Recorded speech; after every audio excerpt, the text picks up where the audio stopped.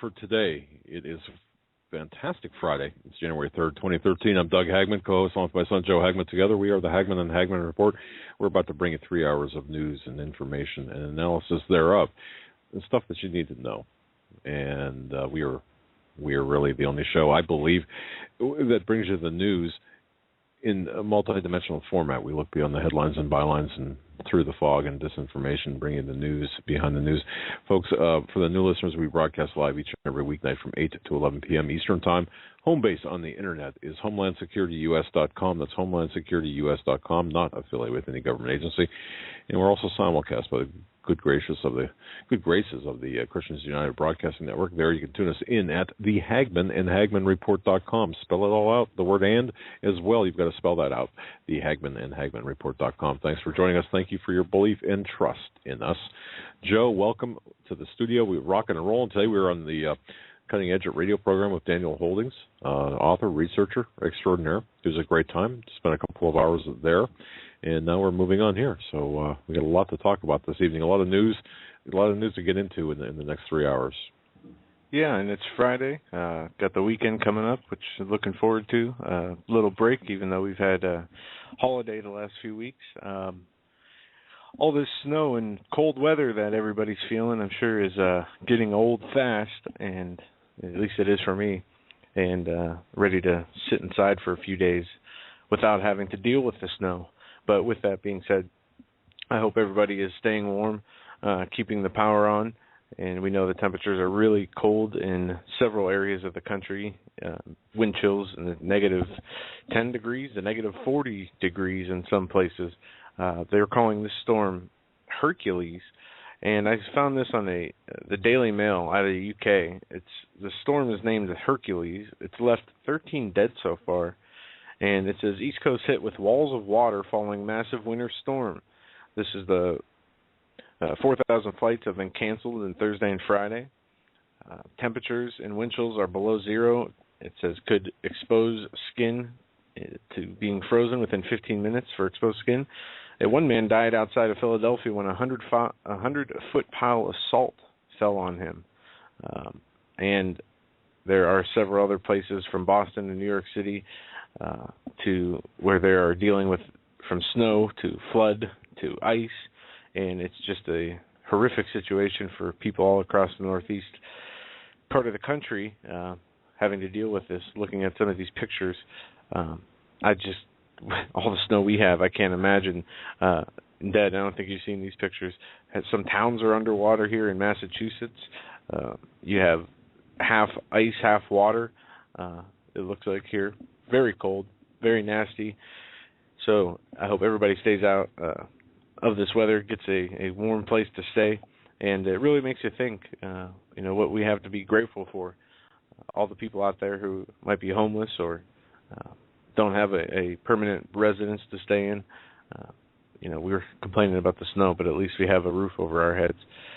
So that puts things in perspective a little bit. But we do have a lot of news to get into. And we're going to start off today with people. No, you're not. I can't resist commenting about Hercules, the storm, the New World Order. Isn't it interesting that we're naming winter storms now? I think that started last year. Remember we were talking about this? Yeah, but it's continuation from last year. What is the legend, the story behind Hercules? I don't remember. Inquiring minds want to know.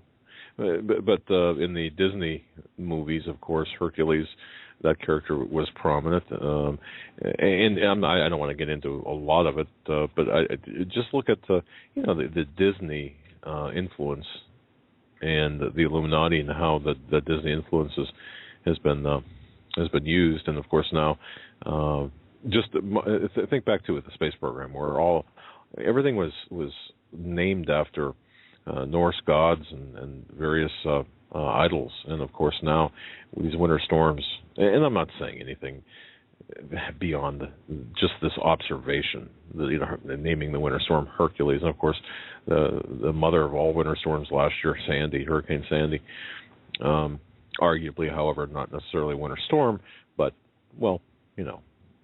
so just something to think about, put it in the back of your mind. And I'm not trying to really equate anything or tie anything together. I just want to I just find it an interesting note that to me, there's something to watch. So go ahead, Joe. All right. PNC customers. PNC Bank acknowledges that there is a glitch affecting an unknown number of customers. PNC Bank customers woke up today seeing less money in their accounts. The company is calling it a glitch. PNC spokeswoman Mercy Zwabel says if you checked your bank account and saw a number of strange charges, maybe 2 mortgage payments taken out, don't worry, they're working on it. They say that it is an overnight processing delay to blame, messing with transactions in general. They're not calling this a security breach, but they are saying that many accounts have had that were affected by this glitch will be fixed. And if you have an issue, you call 1-888-PNC Bank. But we've seen this from other banks here and there throughout the last year and into this year. I just don't understand this, how they can say, this is a processing error, but they're deducting 2 or 3 payments, or you're seeing, in some cases, strange charges. I'm looking at the screenshot here provided by CBS Philadelphia. Miscellaneous withdrawals. One person shows up to 7 transactions or deductions from their account, totaling over almost $500 in glitch payments. So hopefully anybody who's affected by that gets their bank accounts and money restored. I mean, that's just what we see in this digital age today. And, we talk about how the money that's on in digital money versus money in your hand, that digital money can go from, $1,000 to 0.00 real fast. It's interesting because we if you live like we do, I think the average person lives like this. We check our bank balance every morning. We never write a check, or we never make a withdrawal without knowing exactly how much we've got in there. We have a budget that we adhere to. We have to be very careful. I mean, at least us, and I think most people listening to this, folks. I don't know. Maybe I'm a little bit off, or maybe I'm not right. But I don't check my balance. I just pay hundreds of dollars in overdraft fees a week. That's yeah. Well, I'm in debt. Yeah. So something like this with the PNC, and this, I think this should be a warning sign to people looking at this, that we're going to see more and more of this stuff happening. The overdraft fees, as you had mentioned, it's difficult when you're on a budget, and it's difficult to. How many people can afford a $35, $37, $40 overdraft fee? Yeah, and I'll give you a quick story here of something that happened to me and my wife. We deposited some money into the account, cash into the account, and there was a negative $6 balance, I think. And we deposited money to cover an overdraft fee and a bill that was needed to be paid. Well, wouldn't you know, the bill that was scheduled to come out, we put the money in at night. The new ATM, you can deposit cash right into the ATM, no envelope or anything. They say it's posted automatically, right then and there. Well, how about they take the charge from the bill the next morning, take that out first, then post the deposit. And, we went through a round or two of arguing on the phone with the bank. Well, and then they dinged you again for the overdraft fee. Correct. For the second. Yes. Correct. Yes, and they would not go back. And despite the deposit the day before, the way that they do their posting and withdrawing in the bank accounts gives them the ability to put your deposits after your withdrawals, meaning they can do that 10 times if you had 10 bills that were coming out automatically. I mean, exactly. It's messed up. Along with the same lines too, I was just talking with a good friend who said that wait until people start getting the first checks of 2014, the paychecks. Folks, have you gotten a paycheck yet for the new year, for your first check of 2014? This is only the 3rd day of January 2014. It's a Friday. I've been getting a paycheck for 6 weeks. Yeah, well, but have you gotten your first check for your job yet? Yeah, it's Friday. Lots of people get paid on the weekend or Friday. Right, and I'm not sure if this goes into effect or when this goes into effect, the new federal withholding charges, what they take out, what they withhold. I'm just wondering how much this is going to go up. I've talked to a friend of mine who said his friend was shell shocked because he gets paid extremely well. Not every week, okay? So he gets paid extremely well, not every week? But he gets paid not every week. Apparently once a month, maybe twice a month, but his federal withholding doubled, more than doubled. I think his paycheck, and I don't know what amount he gets paid, but the federal withholding charges, I think, again, bi-monthly, twice a month, $1,200. Well, they took out twice, a little more than twice that. And that's not something he was told about or he expected. No. So there's going to be a lot of people, I suspect, and ladies and gentlemen, you can kind of, for us normal folk, I do suspect there's going to be a lot of shell shock for those getting their paychecks next week, for example, or the following week, for the first full period in January of 2014 because of the increase in withholdings, federal withholdings. And a lot of it does go back to the Affordable Care Act, and a lot of it goes to the new tax law changes. I'm just saying that you're going to have a lot of people very unhappy. Yeah, and two pieces of news on the economy. One, the bearish call to end all bearish calls. And what may be the bearish call to end all bearish calls, one technician believes 2014 will be the year of major reversals, with the Dow Jones Industrial Average expected to start a 2-year decline that could eventually take it down more than 70% to below 5,000.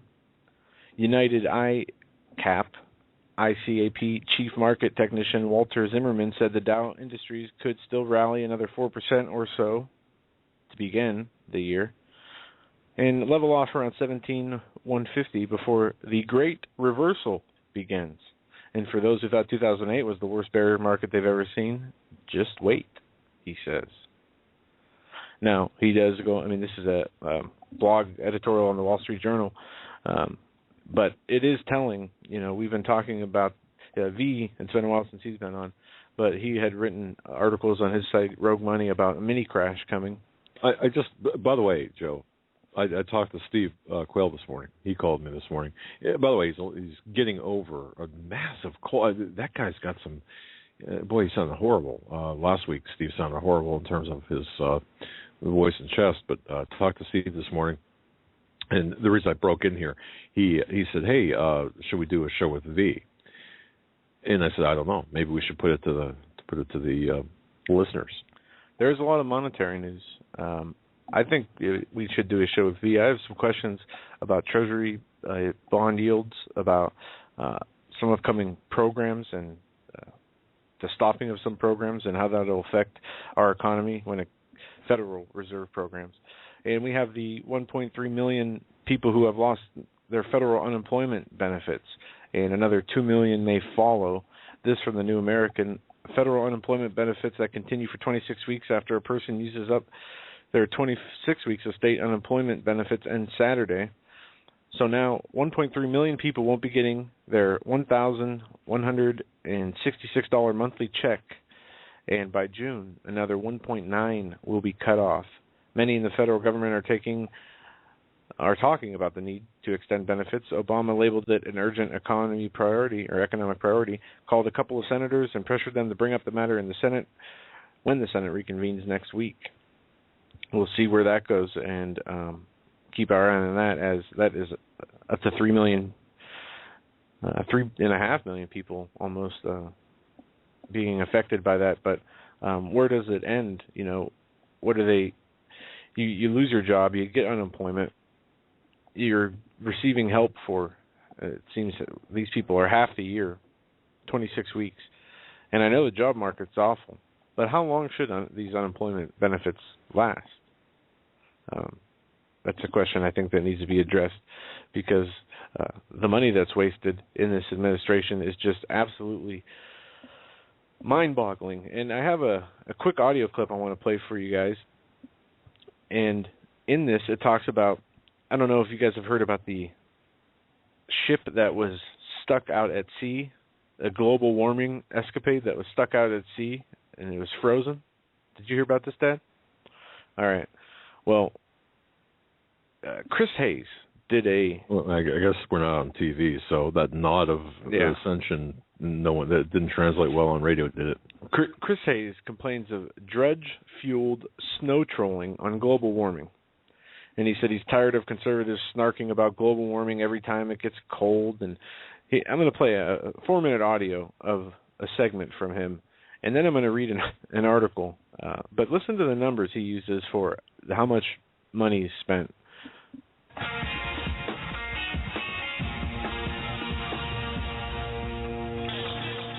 Good evening from New York and Happy New Year. I'm Chris Hayes. As a winter storm bears down on much of the country this evening, we begin with some very good news from the coldest place on Earth. The first of the helicopters to take us home. Thanks, everyone.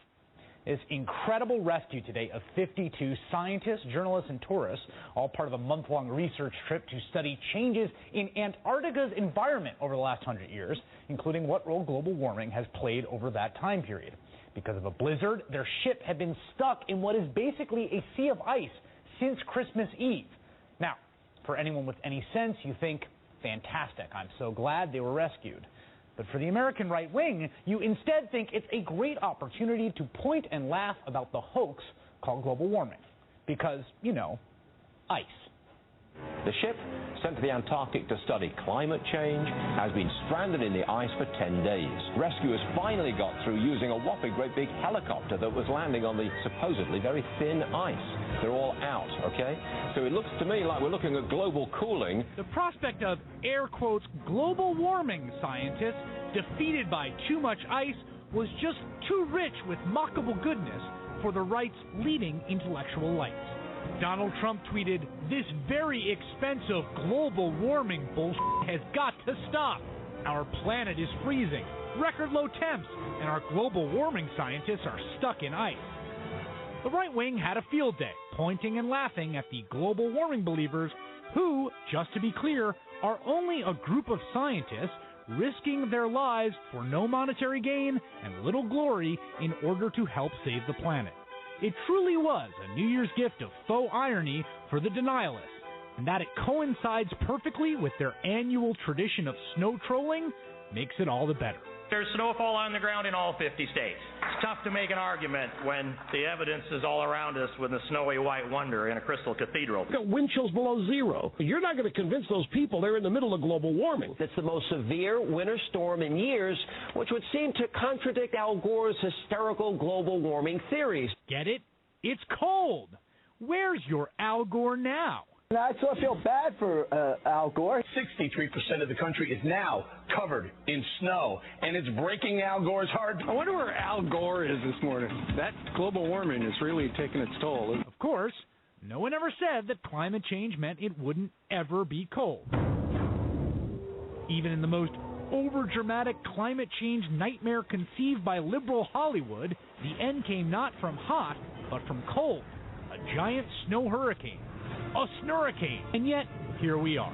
Because this willful stupidity is backed by a lot of money. A new report found that conservative groups spend up to $1 billion a year to fight action on climate change. $1 billion to cultivate a group of people who delight in being on the wrong side of history. President Obama promised to begin to slow the rise of the oceans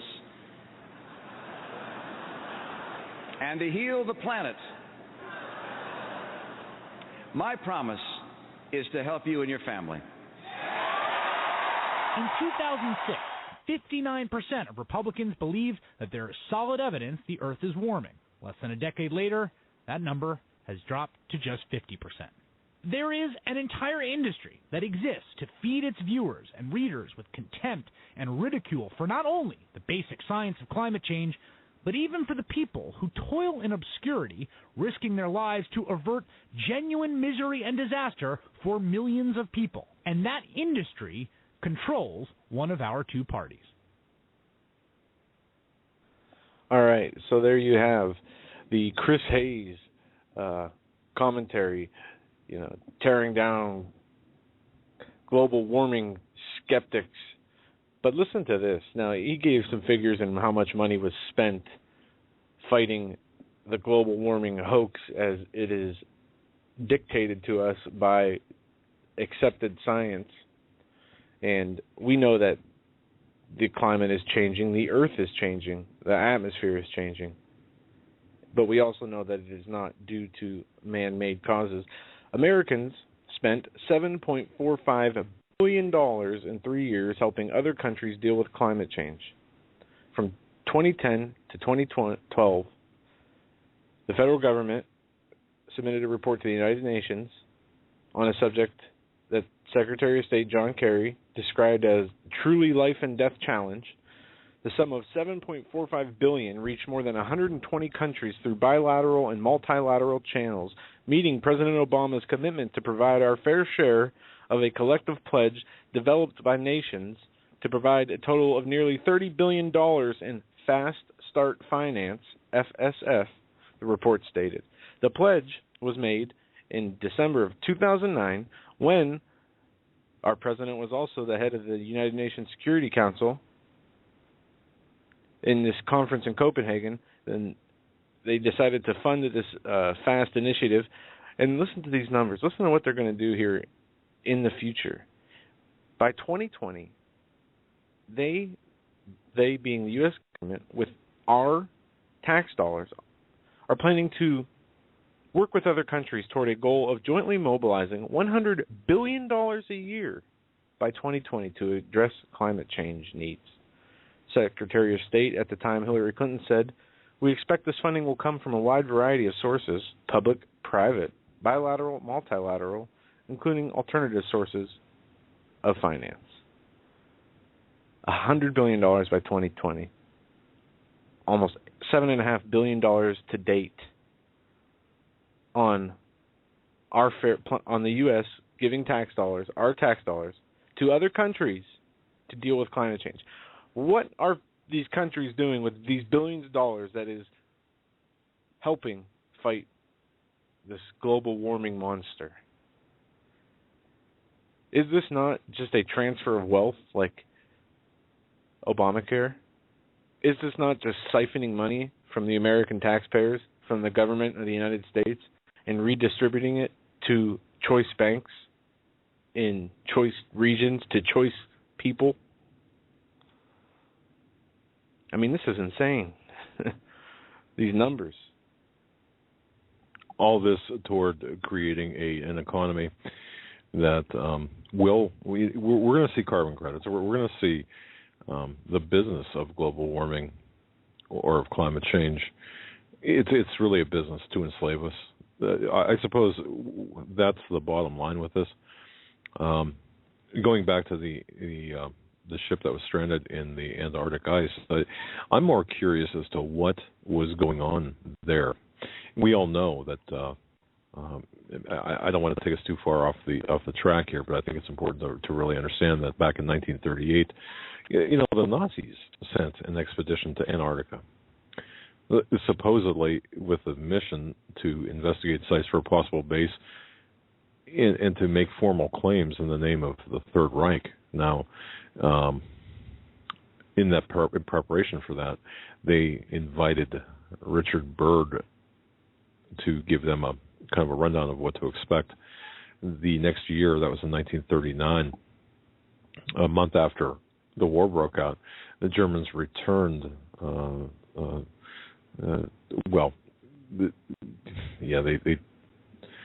They returned to the South Pole to allegedly finish what they had started. Many suggest that a base was being constructed in the Antarctic. It's funny because when I was looking into this, and it's funny how you look at one thing, for example, the ship that was stranded and then the rescue efforts, and what were they doing precisely? What were they doing in the South Pole? You look at reports now coming back from 1947, 1948. Richard Byrd, who had at that point become an admiral in our Navy, the United States Navy, Well, he was sent to Antarctica with the largest task force ever assembled for a polar mission. In Bird's own words, the mission was codenamed High Jump. I think, ladies and gentlemen, you'll recognize that, Operation High Jump. And Joe, I think, have you talked about this, Operation High Jump? Have you referenced that? We did a show with Greg Evenson and Steve Quayle, which we began to talk about it, and we kind of veered off into a different direction. Okay. But this was last year, middle of the year, if I remember correctly. Well, I think maybe, and I know that we're kind of getting into an area here where people might wonder, well, what in the world are you? Who cares about this, and what relevance does this have today? But if you look at the enigma of the South Pole, the invasion, if you will, of the continent of Antarctica was named Operation High Jump. Now what that was almost 5,000 military personnel, the 6 helicopters, 6 PBM flying boats, 2 seaplane tenders, 15 other various aircraft, 13 U.S. Navy support ships, 1 aircraft carrier, which was the USS Philippine.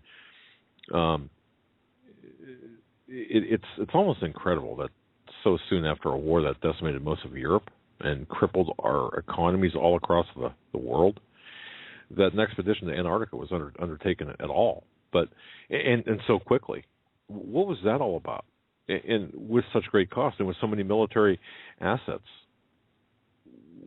I suppose we've got to ask ourselves, with respect to that, was something going on in the South Pole that we had to get to? Now, at the time of the operation, if you know history, the U.S. Navy was being dismantled. Much of the Navy assets at the time were being decommissioned. The Navy was even reduced to further recruitment at right after World War II. But it was at that time too. There was also a concurrent affair where tensions were rising all across the world, as Russia and the U.S. were just getting into the Cold War, and even talk at that time possibly a Third World War. And we were busily dismantling our Navy, and there were questions about that. But nonetheless, the whole scenario made the prospect of sending about 5,000 naval personnel, our assets and such, to a remote part of the planet where, as we see today, so much danger lurks in the form of icebergs, blizzards, sub-zero temperatures. Why? And why was the haste? Why was this so hastily put together, Operation High Jump? And I mentioned Admiral Byrd himself.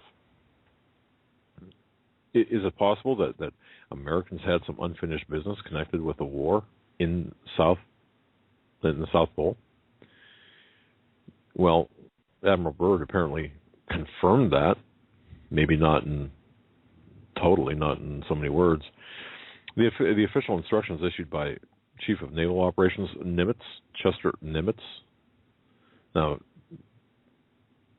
Admiral Nimitz was of German descent. He instructed the people to within his ranks to train personnel and test material for operation in conditions that would be South Pole ready, consolidate and extend American sovereignty over the largest possible area of Antarctica, and determine the feasibility in establishing and maintaining bases down there. So little other information was released to the media and to citizens in general about this Operation High Jump. Once again, the relevance of this today, the stranding of that ship, that rescue operation, makes me wonder what's really going on in the name of global warming or climate change. Are we having scientists really? Are we sending them down to for what? Well, we know it's in the larger sense it's about global warming, but is there something else going on here? The task force was under, by the way, for Operation High Jump, and this is kind of a history lesson. And folks, you can search this on the internet for factual information. But just to kind of recap this Operation High Jump, there were 3 different groups that were sent down there. to South America. And I think this is kind of important because look what's going on today. And was Operation High Jump, is that related to anything that's taking place today? Now, Joe, did Greg Evenson, how far do we get into this? Because I'm trying to remember. I can't even remember. Okay, all right. Really, it was a month long, or at the time, the actual thrust of the mission was about 4 weeks. 220 hours of air flight, 22,700 miles of air flight. Also, 70,000 aerial photographs were taken, and the mission itself was supposedly planned for 6 months, but came to an early end. There were newspaper reports, especially in Chile, that Chilean press reported that the mission had run into trouble and that there had been many fatalities. Looking back at this historical event, to me, it raises a lot of questions. What was going on down there? It's still not a matter of public record. Admiral Byrd, was summoned back to Washington. He was interrogated by the security services, the various intelligence agencies. This after he was welcomed back by Secretary of War James Forrestal. We had that position. Now it's the Secretary of Defense, but back then it was Secretary of War. Forrestal, you might recall, was later jumped out the window, committed suicide. The highest-ranking member of our government, next to Vince Foster, or Vince Foster was the next to actually supposedly commit suicide. And of course, I don't believe that for 1 second. I believe that he was murdered. But what was going on with then Secretary of War Forrestal? And as we go through Operation High Jump, and folks, I'll just leave this to you for your homework. Looking at this and the research I've done about this particular ship, about this time period, this time today, with respect to all the events taking place all across the world, I would question I would question everything, I suppose, about that mission to South America. What were those scientists down there for? Was it really for testing for global warming, or was something else going on here? Are we witnessing perhaps maybe a new Operation High Jump in a way, or some sort of variation thereof? Just expand your mind. Think outside of the box. I really think that we need to do that. While everyone is focusing on the fact that, hey, number one, it's global warming. Number two, this was a tragedy. Tragedy averted, but certainly an inconvenience of this ship being stuck down there. No one's asking the larger question, why? No one's stepping back and saying, wait a minute. There's already evidence about perhaps there being bases down there.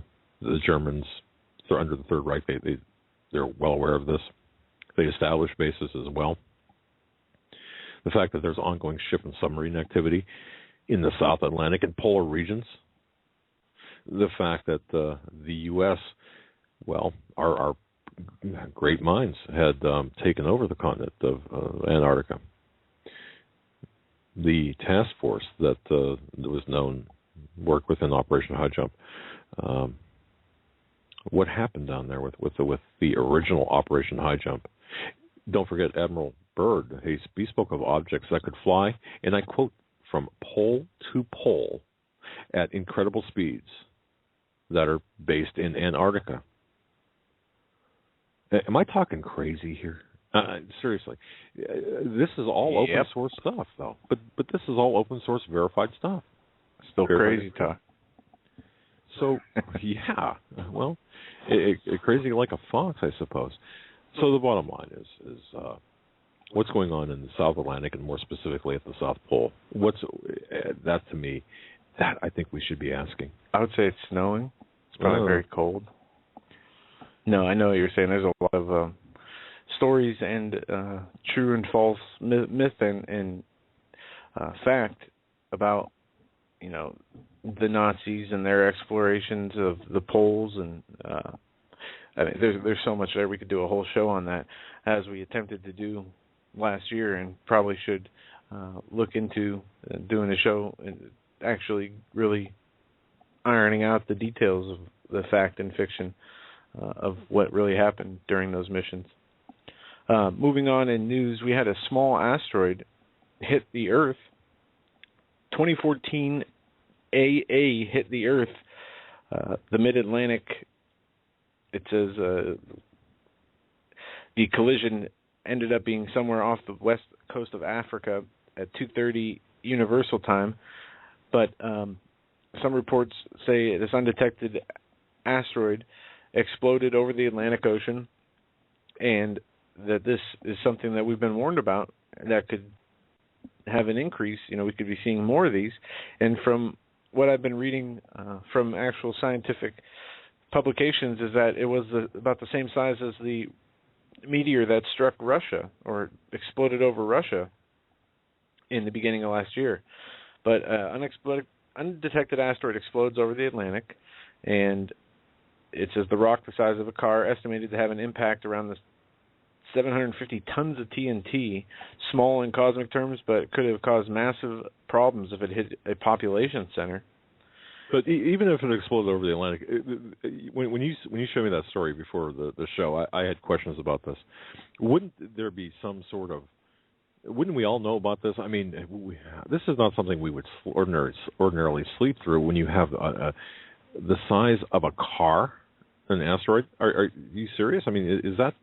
Well, they said that there was. Does this come from a credible source? Oh yeah, this is. I found it from more than one source. And more than one credible source, yes. And even the JPL, Jet Propulsion Laboratories, has confirmed it. And they are saying that there were no planes or vessels, ships in the area. No, they worded as there were no witnesses to. Where was this? I'm gonna call my insurance company, tell them I just purchased this brand new yacht, and I was sailing, and suddenly this rock came and took my boat down. Can I do that? Maybe collect the insurance money on a non-existent boat hit by a meteor? I mean, I don't know if you seriously. found yourself like dead in the middle of the Atlantic Ocean. Oh yeah, I guess that's an issue. We have to. Yeah, but they say that the precision analysis came from infrasound data. Infrasound is extremely low-frequency acoustic energy created during, in one example, energetic explosions. A global network of detectors maintained by the Comprehensive Nuclear Test Ban Treaty Organization pinpointed the location and energy and can do so of any powerful detonation, including air bursts from meteoric blasts. And it says, according to Brown, in 2014, AA triggered a very weak detections at 3 infrasound station. His triangulation from those records shown in this graphic on this page that the rock slammed in the atmosphere near 40 degrees west and 12 degrees north, about 1,900 miles east of Venezuela, and that far away from any landmass. So really in the middle of nowhere. And what the question you asked is, basically, if a tree falls in the forest, do you hear the sound? But yes, we would not know. Okay, well, that's fine. So I mean, we're seeing these fireballs increase. We're seeing them signs in the heavens break into the atmosphere, and twice in a year's time now, or maybe more. We saw one. This seems to be, like I said, more along the lines of the Russia explosion, but we had one explode over, I think it was Idaho or Utah, just a couple of weeks ago. I mean, maybe Ohio, or wasn't it not Ohio? Idaho or All Utah. Right. Well, I'll tell you what, folks. Today is Friday, and of course, the day for what? For the big news dump, and of course, if you're in politics, the executive orders. 2 new executive orders were signed by Barack Hussein Obama, the Muslim Marxist occupant of the White House, also known as Barry Soetoro. 2 new executive orders affect who can buy guns. The White House issued 2 executive actions today designed to beef up background checks for would-be gun buyers and keep weapons away from those who present the risk of harming themselves. It's all for you, ladies and gentlemen, to keep you protected, and it's all for the children. We don't want you harming the children either. The first executive order was proposed by the Department of Justice. Go figure. Clearly defines, or actually, precisely, I should say, more clearly defines, who cannot possess a handgun under federal law due to mental health issues. And we're seeing more and more of this, these mental health issues. That definition, that scope, that the mental health title is growing, is including more and more things. But anyway, this executive order designed to clarify the language of the current law by providing better definitions for phrases like what it means to be, and I quote, committed to a mental institution. This is going to provide a more well-rounded picture of potential buyers' mental health for background checks to determine whether a person should be allowed to own a handgun. Folks, you heard it here first, perhaps. I don't know. I would like to think that, because this is kind of cloudy. The second executive action, and we'll talk about these in detail, because this affects you, but go ahead. It says that the administration also says some states have indicated federal privacy provision might be preventing them from submitting information to the NICS systems about people who cannot legally buy guns because of mental health issues. So now, guess who's taking action? The Department of Health and Human Services is issuing a proposed rule to give certain entities express permission to disclose people's identity, basically violating all HIPAA laws.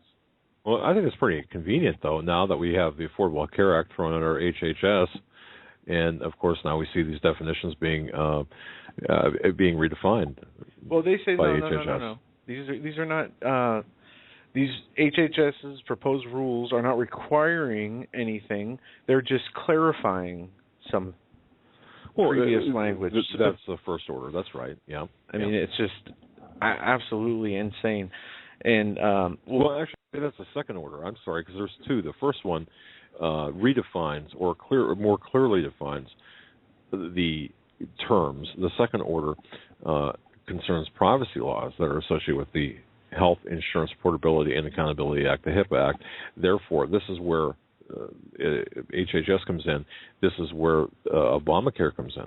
In states, you're right, states have complained that the individual privacy protections have made it absolutely difficult for them to report relevant mental health information to their respective background check systems. Now, they're, of course, afraid that guns will fall into dangerous hands. So what they're doing is the proposed change would allow states to relay limited tidbits of information that they feel should be included in background checks. Now, who makes these decisions? The executive order stresses that it won't prevent everyone with mental health concerns from buying guns. It's not going to require buyers to report routine medical health care. Oh, really? See, this, and here we're going to have the slippery slope. It's going to go from mental impairments, alleged mental impairments, or treatment for you're having a bad day. You tell your doctor you're having a bad day. Suddenly, that turns into something it's not. And I'm sure if you're old like me, I'm sure you've had that day where you go into your doctor's office and say, "Boy, it's a crappy day. I feel like heck." And you make an offhanded comment like, "Hey, you got anything in the cabinet that you can give me where I could be happy for the rest of my life?" Or or make some stupid comment, and the doctor writes in the chart or now types into the computer, "This guy's nuts." Of course, that diagnosis was made a long time ago with me, but there's no worries. As Kathleen Sebelius says, the proposed rulemaking is carefully balanced to protect and preserve individuals' privacy interests, the patient-provider relationship, and the public's health and safety. I feel better now. I do. She never lies. She's like George Washington and never tells a lie. Well, it's said that the official statements, pronouncements from the White House have said, well, too many Americans have been severely injured or lost their lives as a result of gun violence, so we've got to take the steps. Meanwhile, and isn't this funny, too, and then I'll turn it back, we're seeing these reports from New York, frantic reports from New York, that the gun confiscation has begun the letters have gone out, and you're a felon if you don't turn your gun in. And then, of course, the photographs that have gone viral over the internet. Of the people in Connecticut? Are you serious? You're the okay, now I need that happen. Oh, come on, folks. You're going to stand in line. Far be it from me, if this happened in Pennsylvania, for me to take anything, if I owned, I don't know, something that was suddenly deemed illegal or illegal to have, unless I register it. You think I'm going to stand in line? The only way to win this game, folks, is not to play. And by not playing, I mean civil disobedience, jury nullification in its most ultimate form. I want to get into jury nullification just a moment here in a moment. But I actually was reading about that yesterday. Well, okay, let's take a few minutes to talk about this, because I think this is important. One story before. Okay, go ahead. Because, you talk about the gun debate and how to stop violence. And this, okay, there was a man in Washington, D.C., attacked by a robber. He was a tow truck driver. Sounds like the start of a bad joke. A robber attacked a Washington, D.C. tow truck driver, striking him in the head with a gun. And the driver fought back and now is facing a murder charge. This 35-year-old Stoddard was approached by a 22-year-old Crouch, and the call was bogus. It was made to get the tow truck to draw the guy there, and the gunman took the gun, hit the guy in the back of the head. The tow truck driver, the guy wanted his wallet, so he took his wallet and threw it on the ground. Which, by the way, folks, I would urge everyone to do. If somebody comes up to you and demands your wallet, if you're a woman that has your wallet in her purse, if you're a guy with a wallet in the back pocket or wherever, you take the wallet and throw it as far away from you as possible. Chances are the attacker, the perpetrator, the robber will go after the wallet and not you. That's there giving you the chance to escape. But go on. Well, before the wallet, he started to run away, and he tripped and fell, and the guy came over and repeatedly struck him on the head with a gun. The assailant did. So the tow truck driver ran away. And as he's getting hit in the back of the head with the gun, he finally flings his wallet towards the fence, this report from the Daily Caller says. All right. While the robber was distracted, the guy got into his tow truck and ran over the guy, and he died from his injuries a few hours later. He was charged with second-degree murder. All right. Where was this? In Washington, D.C. Washington, D.C. Now, when the police arrived, the tow truck driver admitted all these details to the police. And he's free right now, but he must wear an ankle monitor. The person who was killed, the attempted carjacker robber, was killed, had a previous record for carjacking and gun possession from 2009, and they're charging this person with murder, not manslaughter, not self-defense, with murder. But I mean, you see these issues here. You don't need a gun to kill somebody. In this case, the person with the gun ended up getting killed with a weapon or something used as a weapon that wasn't a gun. But what was used to kill him? Just his fist, truck, right? His truck. He ran over. Oh, he ran over him when he was trying to get away. But now he's facing a murder charge for. I mean, and I just think it's ridiculous for being dragged into a situation against your will. You have crime committed against you, a violent crime, and you have somebody with a gun, and you manage to overcome them however you do it. And you're the one that walks away, you're still going to get charged with murder? What does this say? Yeah. What does this say about, we talked about I have a 1-minute clip I want to play here about and this all ties together with the Constitution. We do not live in a republic that has a Constitution anymore. We have 100 miles inside of the border. Right. Can give you, that's probable cause. If you live within 100 miles of the border, you are now at the will of the Border Patrol, who can search your electronics. Here's a quick audio clip of this. Moving on, First and Fourth Amendment rights need not apply on United States borders. Just before New Year's, a federal judge in New York ruled that the government's controversial searches of individuals' laptops, cell phones, and other devices at the border do not violate an individual's right to privacy and free speech. The lawsuit was brought by the American Civil Liberties Union and other organizations after a university student on a train from Montreal to New York in 2010 had his laptop seized by Customs and Border Protection officers for 11 days. The ACLU argued such searches were part of a broader pattern of aggressive government surveillance. However, U.S. District Judge Edward Corman dismissed that claim.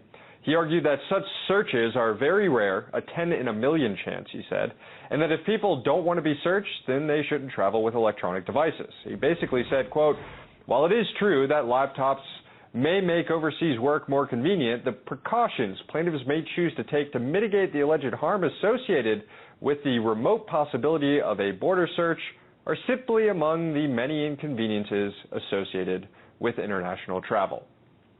This is the fourth court to rule on the issue. 2 other federal appeals courts upheld the searches, while one court ruled that such searches should require reasonable suspicion. Now, what they failed to mention in that audio clip is that these searches extend to 100 miles from any border on the U.S., encompassing 200 million. We talked about this US yesterday. citizens. Was this not 200 miles at one point? I thought there was a 200 100 mile miles. So it's confirmed at 100 miles, and we talked about this again last night in this program, where there's that the majority of the population lives within the 100-mile radius or the 100-mile buffer zone. Million. Okay, all right. The audio report failed to. They made it sound like what the judge who ruled on it made it sound as if this only applied to people who were traveling from country to country, which is a lie by omission. You know, you don't have to travel. I mean, if you're 100 miles within the border, we could travel, from the studio to my house. We're still 100 miles within the border. Technically, we're allowed to be searched and have our electronics seized if there is no probable cause, just because if there is a checkpoint set up. And the gun executive orders, the 141 new federal regulations that have been written into law in the last 3 days is this growing unconstitutional monstrosity of a government that is just destroying people's civil liberties across the board. They are making themselves sovereign while the people are supposed to be sovereign and protected. These rights are not, the Constitution was not implemented to protect governments, it was implemented to protect people, individual citizens, and it has turned into the opposite. And now the NSA, we talked about the NSA at length throughout last year. Bernie Sanders even asked the NSA today, are you spying on members of Congress? And he wrote a letter to the NSA director, Keith Alexander, asking one simple question. Has the NSA spied on, or is the NSA currently spying on members of Congress or other American elected officials? Additionally, Sanders calls the NSA surveillance practices exposed by Snowden clearly unconstitutional, citing similar opinion reached by District Judge Richard Leon last month. Indeed, we must be vigilant and aggressive in protecting the American people from the very real danger of terrorist attacks, Sanders writes. I believe, however, that we can do that effectively without undermining the constitutional rights that make us a free country. And, this just, and one more story. I mean, how many of these stories do we need to night after night hit on that just shows you we can have a constitution and they can pretend to follow it. But when it comes down to it, people getting arrested left and right for filming police, people getting arrested for unconstitutional gun laws, people getting searched, getting their DNA taken unconstitutionally at checkpoints, TSA Viper squads, the TSA period. Hang on a second, Joe. Well, let me pipe in here because I've got an email here asking me for verification. Oh, I checked the executive orders in the White House. I didn't see anything. It's a good question. It's fair. It's fair. We do the research, and we're on point, so you don't have to be. This emailer wants the sources. Where are you getting your information from? Sources of what? The executive actions, executive orders. Because he checked the government website. They're not there. Yeah, they're not there. Oh. But this is from the Washington Times. One story. Okay, here. We've got Fox News. But We've got New York Times. We've got the Business Insider. We've got the Huffington Post. We've got townhall.com. How many more do you want? But I guess I shouldn't be a little bit more. I should do that assertive because we do the research, so you don't have to. But we tell people, don't listen to us. Do your research. Do your own research. Yeah.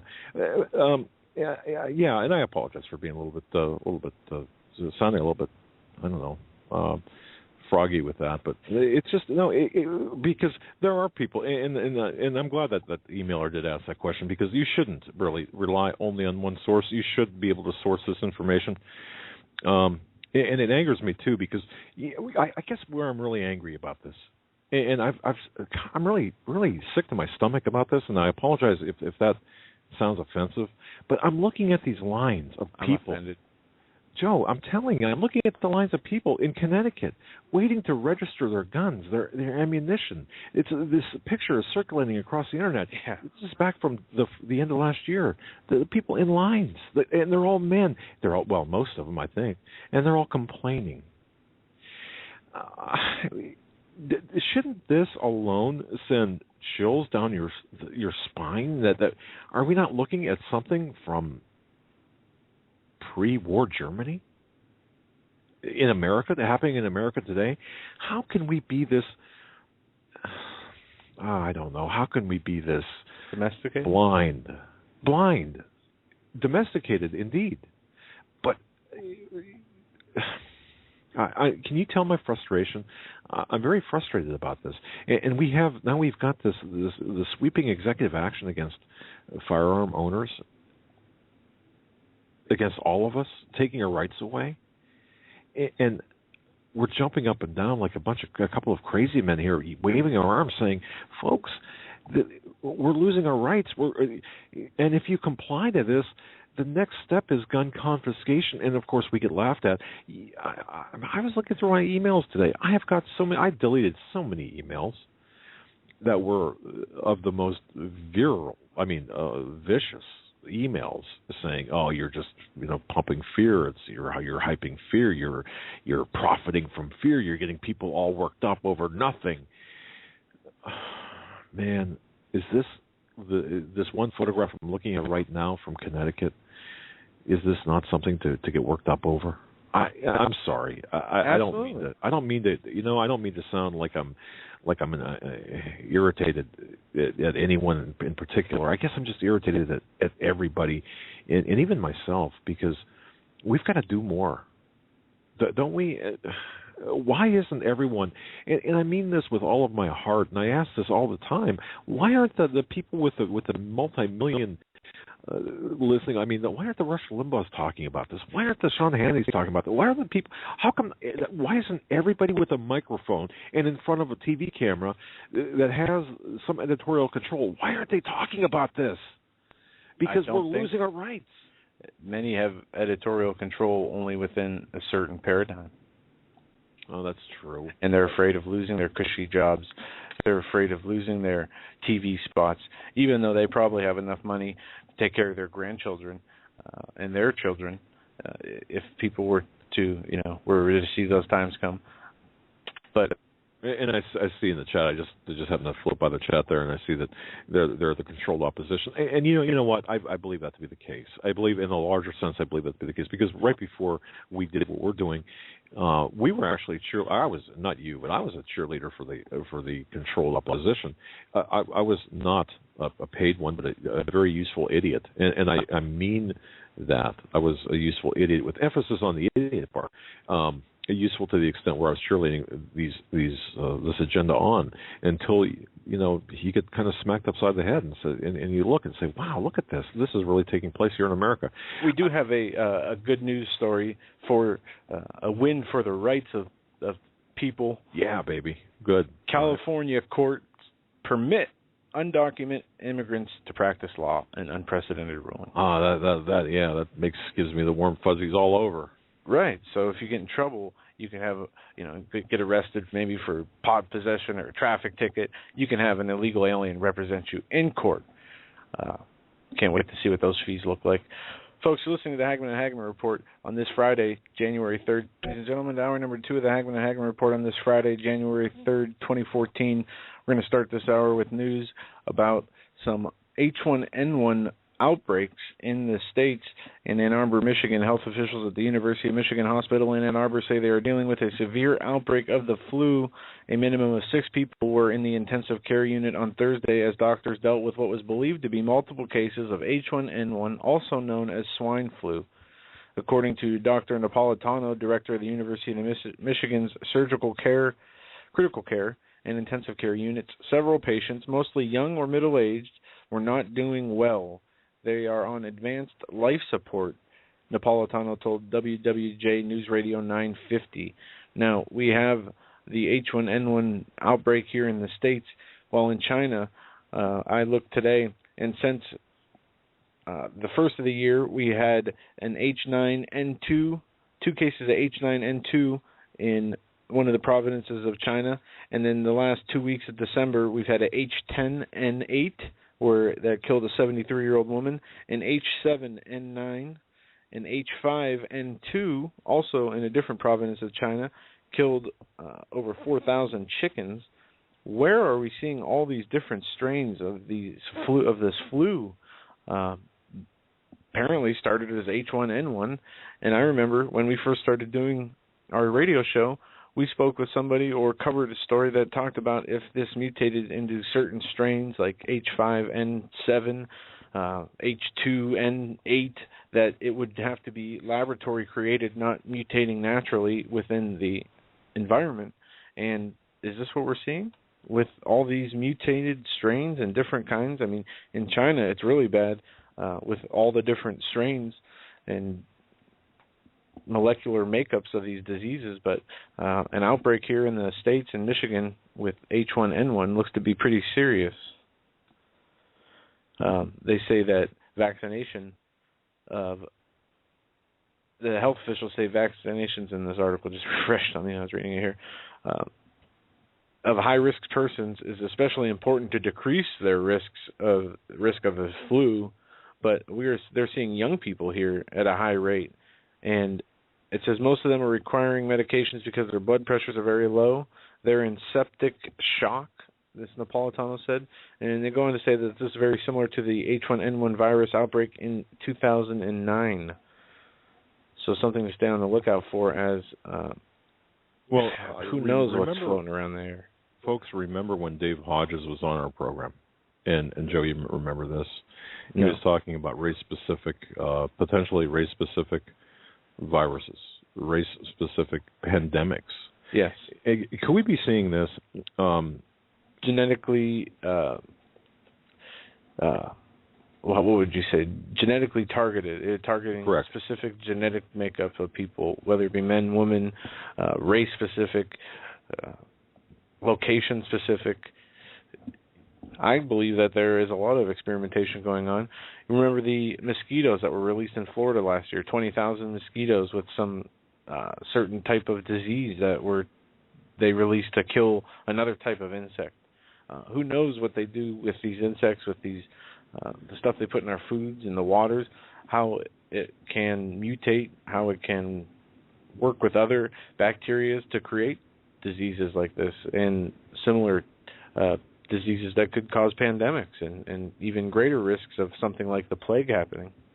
Well, okay, this also brings me to a question I had, or an observation, I suppose, not a question, but an observation. We had, I had spoken to Judith Very Baker. Now she's pretty elderly now, but I remember she wrote me and Lee a love story. It was about her having an affair with Lee Harvey Oswald when they both were in New Orleans previous to the assassination of Kennedy. And now she was allegedly working on these anti-cancer vaccines. The book was about establishing an alibi. No, this is a pretty lengthy book, and I've got the galley copy of her book, which is a prized possession of mine for a lot of reasons. But she goes into talking about her relationship with Oswald and her as this upstart of the anti-cancer program back in the early 1960s, late 1950s and early 1960s, working on anti-cancer vaccines. The reason I bring this up, if we all take a few steps back and look at what's happening today versus or along with what was going on back then, isn't it interesting that we've got the government agencies that are heavily, deeply involved in creating these vaccines for things like to prevent, allegedly or ostensibly to prevent pandemics of H1N1 or the flu. And these vaccines are being developed. But concurrent with those programs, we're also seeing this initiative or these other programs that go right along with this to create not vaccines, but to create these viruses themselves. And I know that viruses, I don't know what the plural of, what is it, viri? Anyway, you see where I'm coming from this? If you take a few steps back and open your mind up a little bit and look at the history behind our medical program, the vaccination program, the viruses, or the whatever is being released or making their way. Now, obviously a lot of this, or many of these flu bugs, whatever you want to call them, I'm sure occur in the natural. But do they all? Do they all? I don't think so. I think that there are some being created and tested, and I do believe that we're seeing the testing of certain viruses, viri, whatever. Am I wrong to believe that, Joe? No. Or to even ask that question or look at that? No. Not in today's day and age, not with the technology available to these people and the information not available to us on what is actually being put out there. No, not at all. And this flu pandemic that we're seeing develop, and I think we're seeing right now the beginnings of something. Maybe it's not going to take hold for a year or two, but Dave Hodges spoke about this, the genetic-specific viruses that attack certain genetic markers. And Steve Quayle's talked about this. But I think we have to watch this very closely. And I mentioned the book by Judith Very Baker as well, because if you take that and not look at the primary plot or the plot of the book or the primary intent of the book, but if you see the parallel plot where she's working on these anti-cancer vaccines, and then all of a sudden it's now she's injecting or having her work being used to inject cancer into certain people, including but perhaps not limited to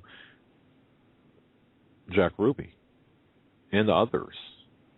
And of course, Dr. Mary Sherman at the very same time. I think we could learn a lot from that period in history, in the early 1960s to the mid-1960s, about what's taking place pandemically from people like Judith Very Baker and her work, Me and Lee. I think we can learn a lot from our current state of affairs by looking back in history at that time period. And I think that during that time period in particular, we'll find a lot of answers to what's going on today. I just wanted to point that out. And if anyone who's read the book by Judith Very Baker and even Dr. Mary's Monkey, we had the author of Dr. Mary's Monkey on our show. This is now, 2.5 years ago. Ed Haslam? Ed Haslam, thank you very much. But if you haven't read that book, it's a very interesting book. It's about the death, the murder of Dr. Mary Sherman back in New Orleans, 1964. She was a leading cancer researcher. She set the stage, the murder, and Ed Haslam had talked a lot about his book, Dr. Mary's Monkey, when he was on, but he talked a lot about the time period back then, about how things were unfolding, and the cancer-causing monkey viruses linked to Lee Harvey Oswald, the assassination, and emerging global epidemics. It was an incredible story. We're going to have to see if he can come back on. But he wrote the book, Dr. Mary's Monkey. But the other book I'm talking about, of course, is Me and Lee, How I Came to Know, Love, and Lose Lee Harvey Oswald, that by Judith Very Baker. And having talked to her outside of the normal public interview, and getting a galley copy of her book. It's incredible. The book is 600 pages. I got to tell you, 608 pages. I did not. I read that book over one weekend, and I did not put it down. I mean, it was just that good. You can't read that fast. Oh, I can. I'm kidding. I can. You've seen. I've seen him read whole books in a half hour. Folks, before I forget, tomorrow, and we got a call from Brother Marcus today before the show, and he asked for prayers, and he is going. Him and Curtis will be appearing on Pine Ridge Warriors radio show here on Blog Talk Radio tomorrow at 8 p.m. Eastern Time, 6 p.m. Mountain Time. That's Pine Ridge Warriors. That's their new show, right? Tomorrow's gonna be the first. I don't know if it's their new show or they're appearing as a guest on the show, but they did ask for prayers for strength and wisdom to go about that show, and they're not, as Brother Marcus said, they're not used to doing lots of radio, and this is something new for them, and they want to make sure they do the job the way God wants them to, and I'm sure that they will, as they do so much for so many people. So tomorrow, 8 p.m., Pine Ridge Warriors show, 8 p.m. Eastern, where you can catch Brother Marcus and his son Curtis if you have the time. If not, I'm sure you can get the podcast of it or listen to it later. That's right. Yeah. Want to also mention again, ladies and gentlemen, Joe and I appeared on The Cutting Edge, Penetrating the Veil. Daniel Holdings, author, tremendous man. I love the guy. In fact, if you go to HomelandSecurityUS.com, you can find our appearance there, a link to his website, and, of course, a link from there to the audio. We were on for 2 hours today. He's the author of As the Darkness Falls. It's a good book, and also coming soon, all of these things. Are you ready for the end games? And, of course, I like his tagline, the search for truth takes courage. Please, if you have a chance to listen to that, we were kind of unplugged today. I think we did a good job talking with Daniel and Dorothy, and it was great. It was a great program, I thought, and he's a gracious host to have us on. One other thing I want to mention, thank you, TJ, thank you everyone who sent me emails about this. I'm trying to verify. George, thank you very much for sending this. I do have a call in to Mr. Jim Garrow. Apparently, after appearing on our program, Mr. Garrow's car was tampered with. Somebody tampered with Mr. Garrow's car. I mean, sabotaged it. I don't have all the facts. He should know better. Yeah. No, I'm kidding. It's sad to hear. I don't have all the facts. He's all right. I mean, he's fine. He's fine. But I don't know what the deal is.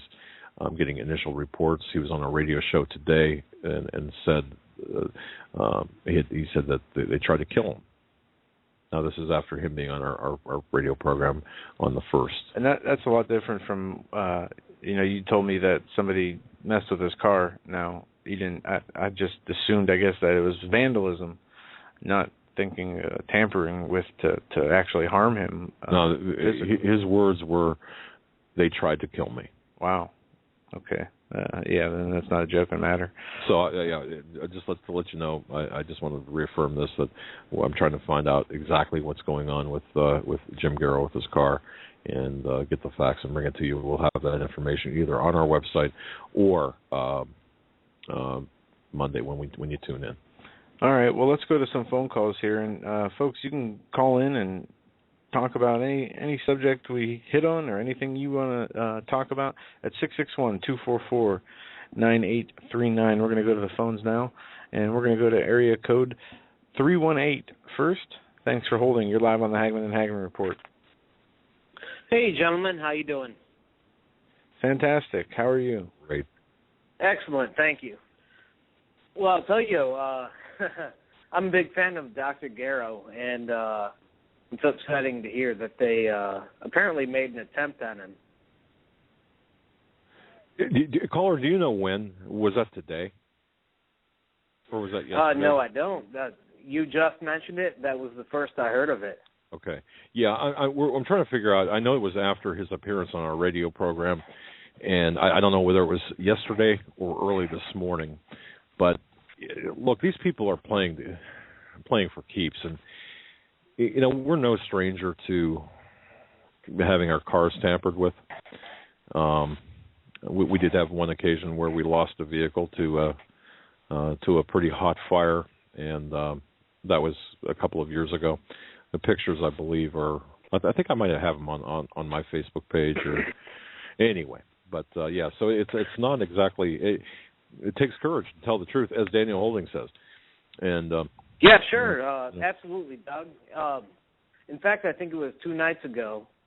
Wasn't it? Dr. Garrow was on the show. I think I emailed you, and on the first, yeah. You were kind enough to, yeah, absolutely, and you were kind enough to let me come on the air and talk about an experience I had at Barksdale, where some That's nukes right. disappeared. Yeah. Yeah. And it's kind of ironic, isn't it, that they would try to make an attempt on Dr. Garrow, apparently, with his car, and the people involved in that nuke incident just magically disappeared in car accidents. And that's no joke for you and your listeners. I mean, you all can go look that up. Look up the nuke transfer between Minot and Barksdale, and the airmen involved. People died. People were killed in random car accidents.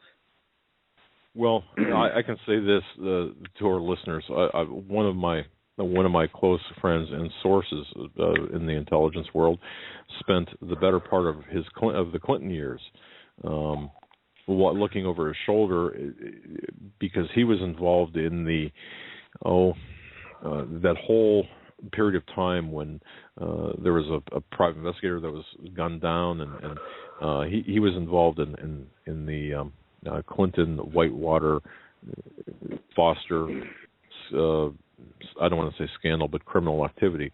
So this does happen, and the truth tellers, the people who are trying to expose the agenda, are in danger. So but what you're saying, caller, is the men involved in the transfer, or who had witnessed the transfer, illegal, unauthorized, at Barksdale, Minot Air Force Base, have met their untimely demise. Is this what you're saying?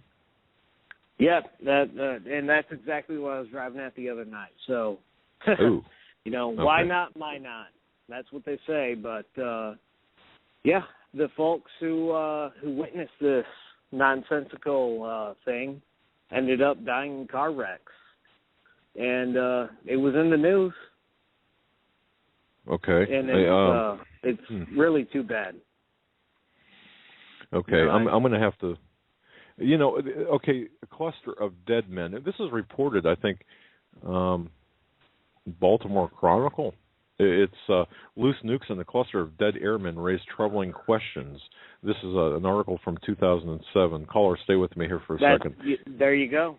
Okay, we could be onto something here. The article initially appeared on October 22nd, 2007 issue of the American Conservative magazine. Folks, August 29th of 2007, and this is what you're referring to, caller, the cross-country flight of a B-52H Stratofortress armed with 6 nuclear-tipped AGM-29 advanced cruise missiles.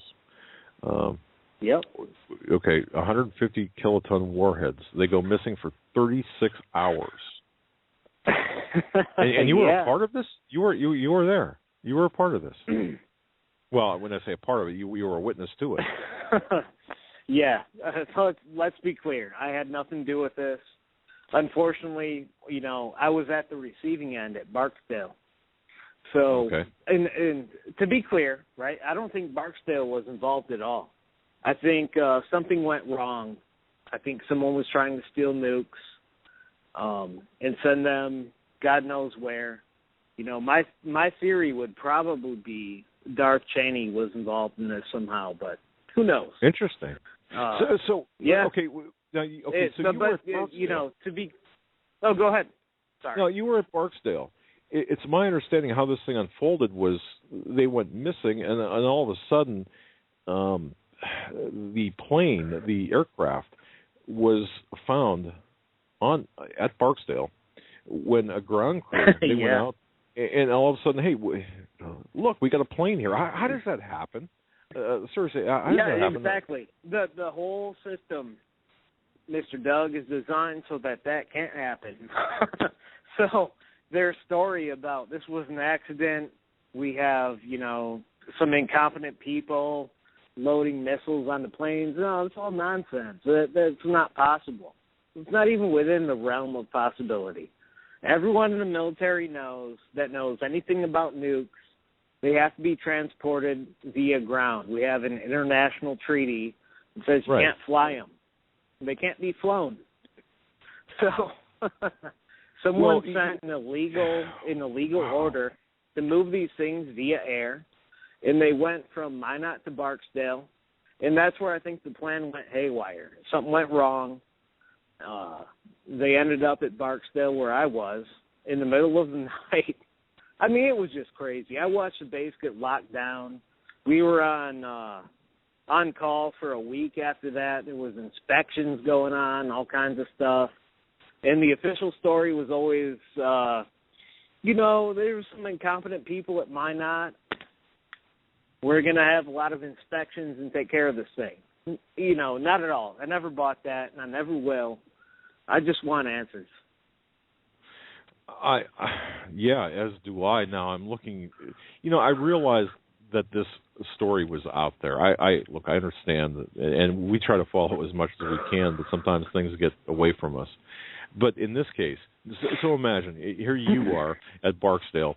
A plane lands. This huge air fortress lands, and the story is there were dummy nukes in one part of the wing pod, or one wing pod, but the other contained the live nukes. And somebody walks out there and says, "Hey, look at this! We got a plane. Oh, look! Oh, wait a minute! Hey, we got live nukes here." And whoops! Now here's where it gets really strange, ladies and gentlemen. The Air Force and the Department of Defense were and still are refusing to comment about things like, the death on July 20th the following year of First Lieutenant Weston Kissel, 28-year-old B-52 pilot from Minot, died in a motorcycle accident. Yeah. On leave. Okay, so we got one death, but the 6 people Doug, that were I don't want involved to in this interrupt died. you, but I have to real quick. So that guy, right? They had this story flying around about him. It was I don't think it ever made the news, but it was rumored all over the base that this guy was some kind of incompetent pilot, that he had flown into Mexican airspace by accident, that he was a clown. That sort of thing was all over the base. It was all rumored. I don't know if that ever made it outside of, people who were stationed on Barksdale at the time. You got to be kidding me. I mean, are we supposed to buy?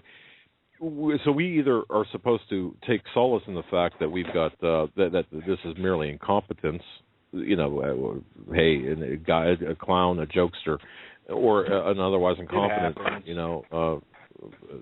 flying nukes around.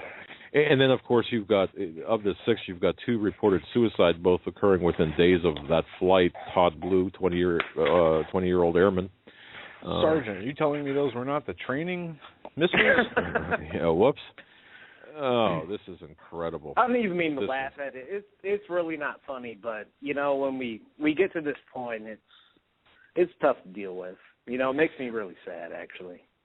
But I think I have to ask you this. What's the inside talk at the time? The inside talk over this incident and over anything you might have heard relevant to the larger picture. I mean, what's going on here, caller? Happy to give it to you. The best I can tell you is that everyone I knew that there was something funny going on, that this could not possibly be an accident.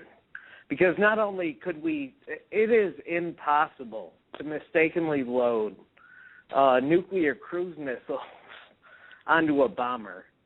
But yeah, I mean that's really it. This could not be an accident. It had to be some sort of illegal order And, myself and everyone I knew pretty much understood that it was, it had to come from the president or the vice president. It probably couldn't have come from anywhere lower than that. Maybe SecDef, maybe Rumsfeld was involved. Who knows? That's why, that's why I called the other night. I just want to know if Dr. Garrow knew anything about it, because it's going to bother me till the day I die, I think. As it should. So we're going to have to get into this more. I'm sorry, Joe. No. Caller, thank you for that. Thank you for that wonderful reminder, because this stuff, there's a paper trail out the wazoo, for every nuclear movement of a nuclear weapon. So for this to happen, goodness gracious. Well, yeah, exactly. I mean, I was working in communications, right, and top secret stuff. I can tell you that, a lot of the top secret stuff I worked on required 3-person accountability. Now imagine a nuclear movement. How much more? It's just it's beyond absurd to believe that we accidentally loaded some nuclear ICBMs onto a bomber and flew them across the U.S. in violation of international treaty. That doesn't happen. Someone ordered it to happen. Someone had that lieutenant fly the plane on purpose because he had a crappy record. And so they have an excuse. And it's just ridiculous. Thank God nobody was hurt. And, who even knows where the missing nukes went? No one ever talks about that. We had, how I found out about it was that night I was at work, and sorry to say I'm a smoker, can't help myself, but I went out for a smoke break. All of a sudden the base's klaxon lights go off. Everything gets locked down. And from that point on, we're on 24-hour call. I mean, it was just crazy. Everything went upside down all at once. I just, it blows my mind. Yeah, that's enough to, smoke them if you got them scenario. You see the lights and all of a sudden, man, you realize that, okay, we got some nukes here. Well, caller, thank you so much for bringing this back into the forefront. We appreciate your call. We're going to be, we'll let you know, too, about Dr. Garrow and what's going on there. God bless you, my friend. Okay, Thanks great. very much for your call. But, all right. Okay, bye. Joe, might not. We've got I think we do have to follow up on this a little bit more. We have in the past referenced this, but we really haven't gotten into it. I know Alex+Jones has talked about this, but let's look at this now through the prism of with Dias and the more recent happenings. Perhaps we might be seeing a pattern. But there you go. Okay. 512 area code. We're coming to you next. You're live on the Hagmann and Hagmann Report. What's on your mind tonight? Joe and Doug, how are y'all doing? Happy New Year. Happy New Year to you, too. Doing fantastic.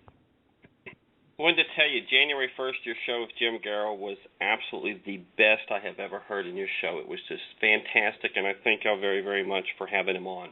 That was a great, great show. It was interesting. Thank you very much. Yes. Two things I want to talk to you about that I've been wrestling with for the past 5 or 6 months. I wanted to call in from time to time, and actually I guess this is a perfect time to talk about it. And this is a 360-degree turn from your last caller. Dave Hodges is one of my favorite persons to listen to on your show. I think he's a highly intelligent man. But I think he does himself a disservice and the cause a disservice with the titles of his articles and some of the wording of his articles, like the one y'all talked about, the Executive Order 13603. And I have to question why it is he has to put a title, Obama Executive 13603 reintroduces slavery to America. Why in the subsection of it he's got love your enslavement? And why is it in the wording of it he's got all Americans are now slaves to the whim of the state under both non-emergency and emergency situations? I think he discredits himself when he uses the word slavery and the word all slaves. that all Americans will be slaves. Because in looking at the article, and I don't doubt that anything that's intended for good can be turned to evil. I don't doubt that at all. And I don't doubt that the end result of this article that he's referring to, this executive order, can result in that.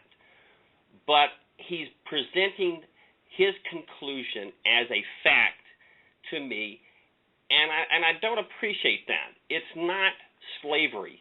If anything, it's a higher form of jury duty, except the only difference between it and jury duty is in jury duty, it doesn't care who they call. In this particular order, it's persons of outstanding abilities or exceptional talents. But in both situations, jury duty and this, the persons appointed can be reimbursed for travel subsistence, other necessary expenses incurred by them in carrying out these duties. I take to issue with him the word slavery, because I'm not going to sit here and try and tell you why he's doing it. I'm just saying it's unnecessary. It's embellishment of the facts, and I think it does an injustice because I'm supposed to discern the information he gives me. So give me the facts. But if I become comfortable with him using the word slavery, to me it's the same tactic that the Illuminati use or that Hollywood uses in terms of getting you comfortable with something like seeing sex on TV. Have a slow progression. We introduce a little bit of this, you get comfortable with it, we do more.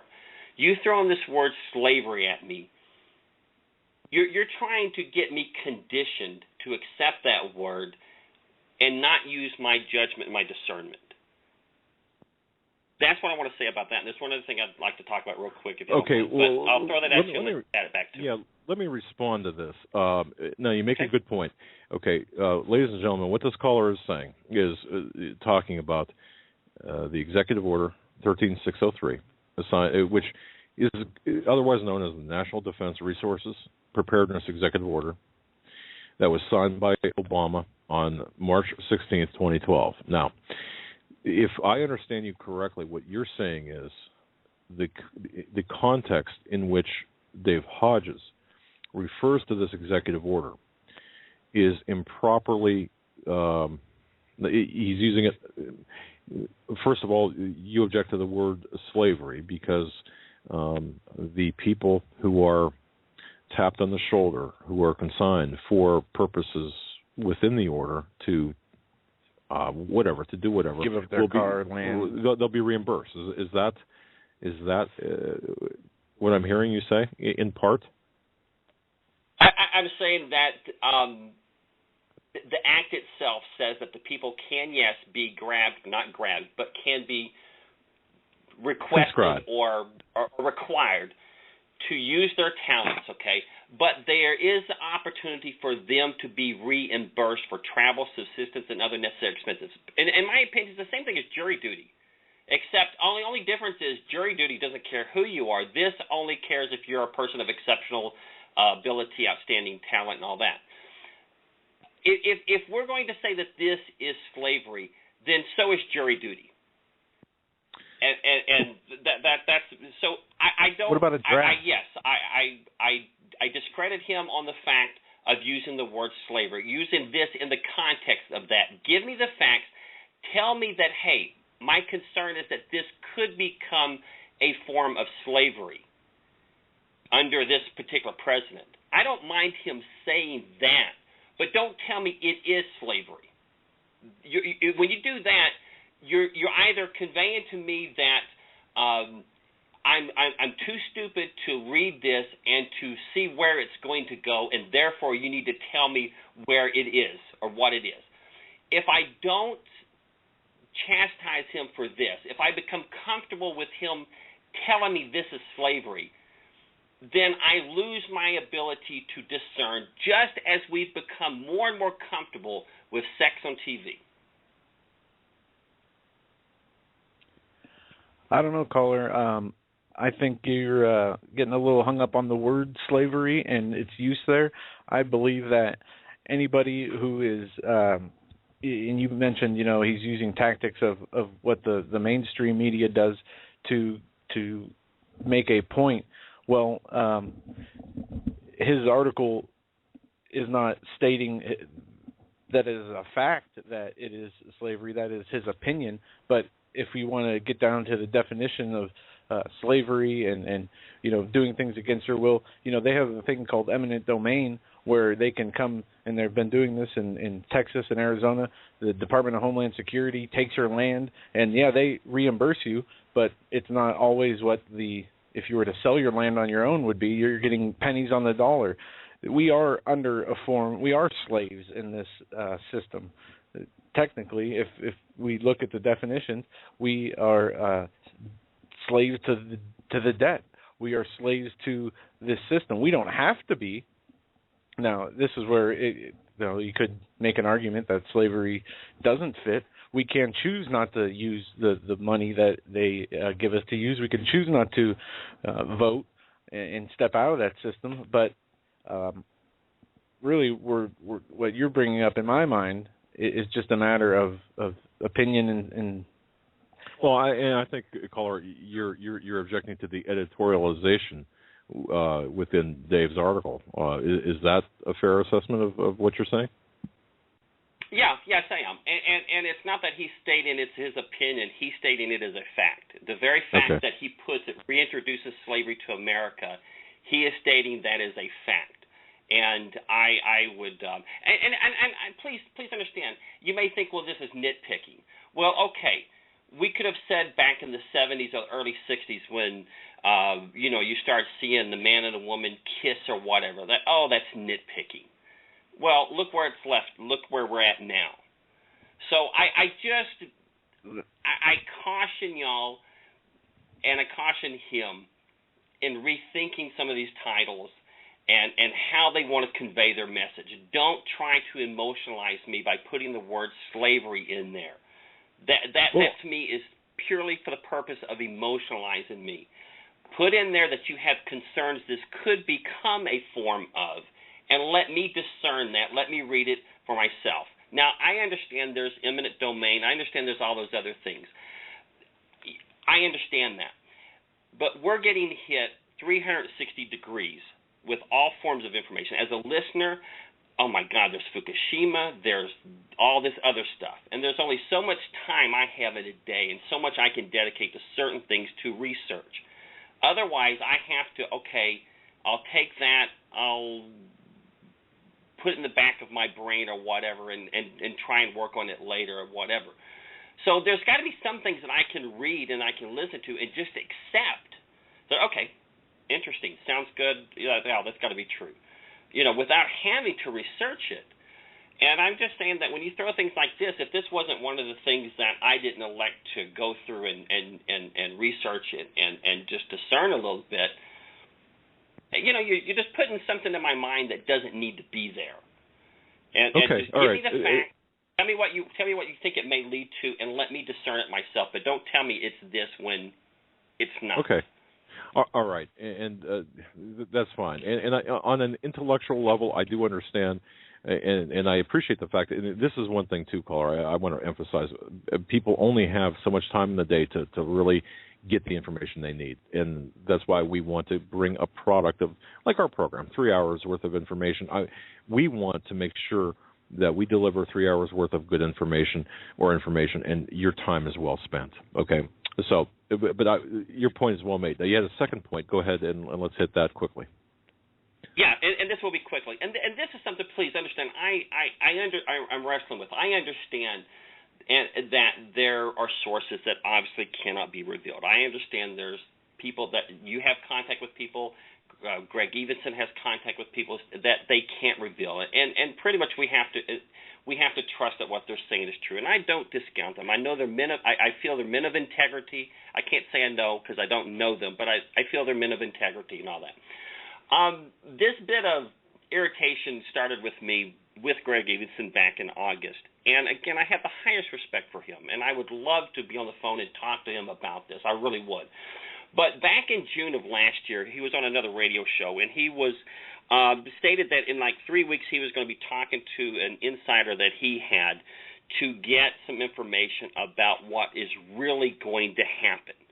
I think it was on Revelation Network Now, or one of those Tribulation Network, one of those other radio shows. Okay, so we don't hear from him. He gets sick. He has heart issues. Okay, but he comes back in August, having already, I assume, talked to this gentleman, having already assumed gathered this information, I guess, and he has nothing to say other than the same thing he has said before, that things are going to get bad, things are going to get worse, blah, blah, blah.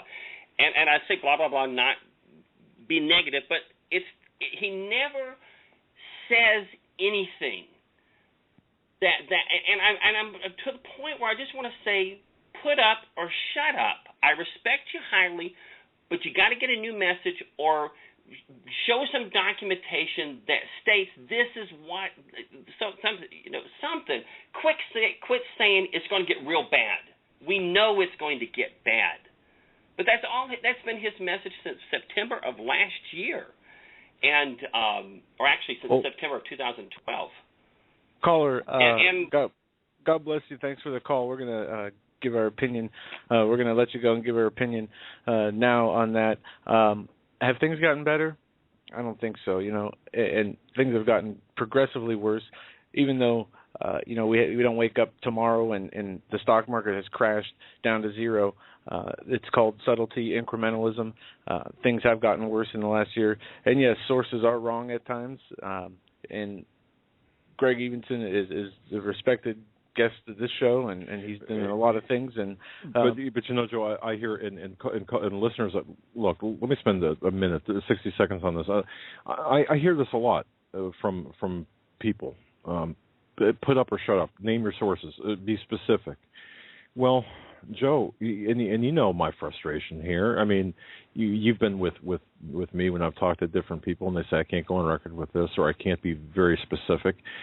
And we also have to realize, too, that we're dealing with a very nebulous type of agenda. In other words, it's an event-driven agenda. Right. Plans change minute by minute. Right. It depends on what's happening, and in that point of day, if all the stars are lined up right in the sky so they can do what they want to do. Tricia emailed me, makes a good point. She said, I think that people should read the NDA for themselves for a greater understanding of what the events are. And I certainly agree with that. Thank you for all the emails I just got with respect to that caller and the same issues. But go ahead, Joe. All right, we're going to go to area code 617. Thanks for holding. You're live on the Hagmann and Hagmann Report. What's on your mind tonight? Thank you very much. This is Jeff calling from Chelsea, Massachusetts. Long time no hear. Hey, Jeff, where you been, man? I've had teams looking for you, man. I'm just kidding. Thanks, Doug. Doug and Joe, I'm so glad to talk to you guys. You know what it is, too, to tell you the truth, is that it takes so long to get on your program.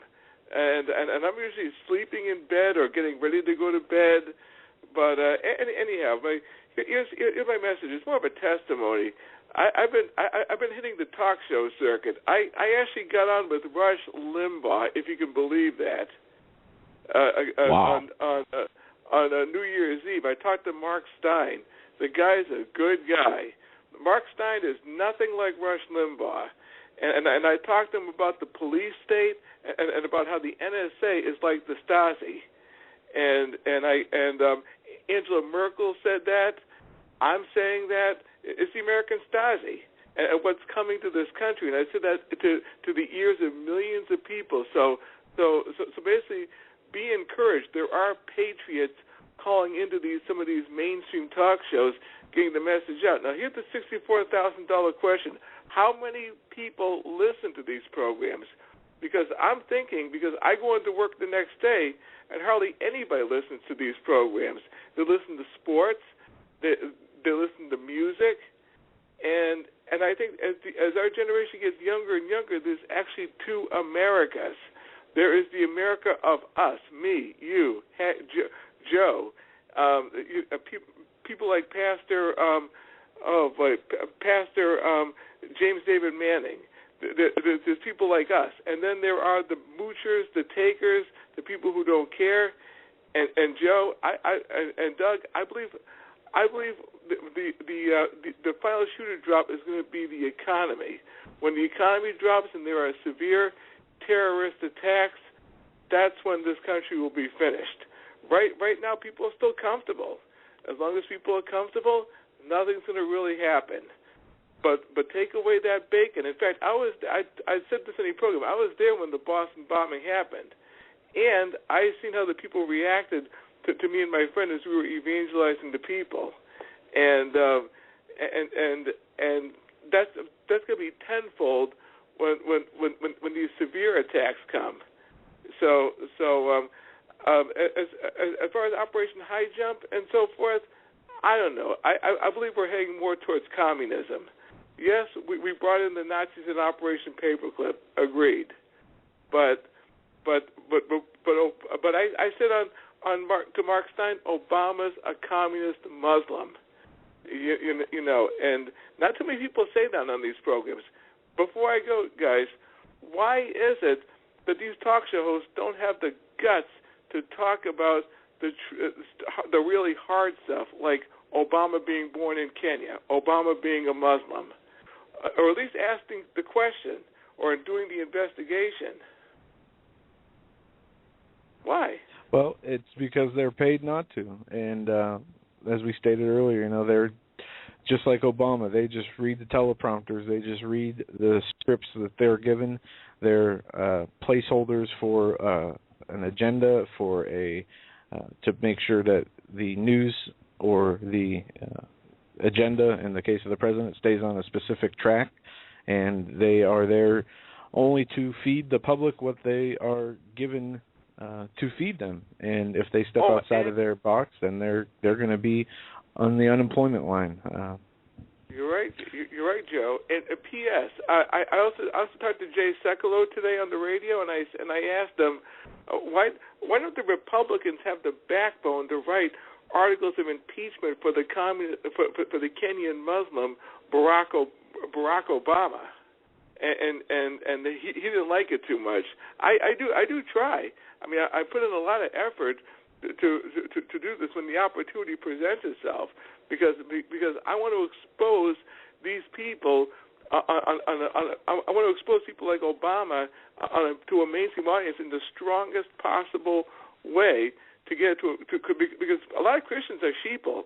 You believe it or not, there's believers who think, especially blacks and Hispanics, they think that Obama is the greatest thing since Jesus Christ, and they listen to some of these mainstream shows, and vote for a devil like Obama.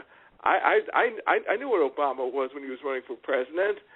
I mean, you know, and he's just gotten worse. I knew the man was a communist, but you see, if I had my own talk show, I would not have the microphone, and you guys, you're trying, and I'm trying with calling in, and then you have Dave Hodges, and you have Alex+Jones, and you have people like that who are trying. But you know what? We don't have a big microphone, and that's the scary part. I'm going to close with that. We just don't have a big microphone. How do we increase our microphone? I know you can say you can talk to our neighbors and so forth. I live in a mostly Hispanic community where people don't care. People don't care about this stuff, and I'm not a defeatist. I'm a realist. I'm preparing to go up to New Hampshire. I'm looking at places in New Hampshire right now. I took a scouting trip up to New Hampshire. I'm leaving Massachusetts before another Boston bombing happens. On that note, guys, God bless you. Keep up the good work. Thanks, Jeff. It was great to hear from you as always, and stay safe out there in Massachusetts. I saw some of those weather photos, and those were horrific. Yes, indeed. As we get up to the top of the hour, Joe, I just have information. I want to thank you, Karen, for this, pointing me in the direction of this information. Karen, thank you so very much. According to Jim Garrow, people have been asking about this, of course, the attempted killing of Jim Garrow, 2014. He writes in his Facebook, a banner year for him, of course, 2014 starting out, the long and short of the attempt.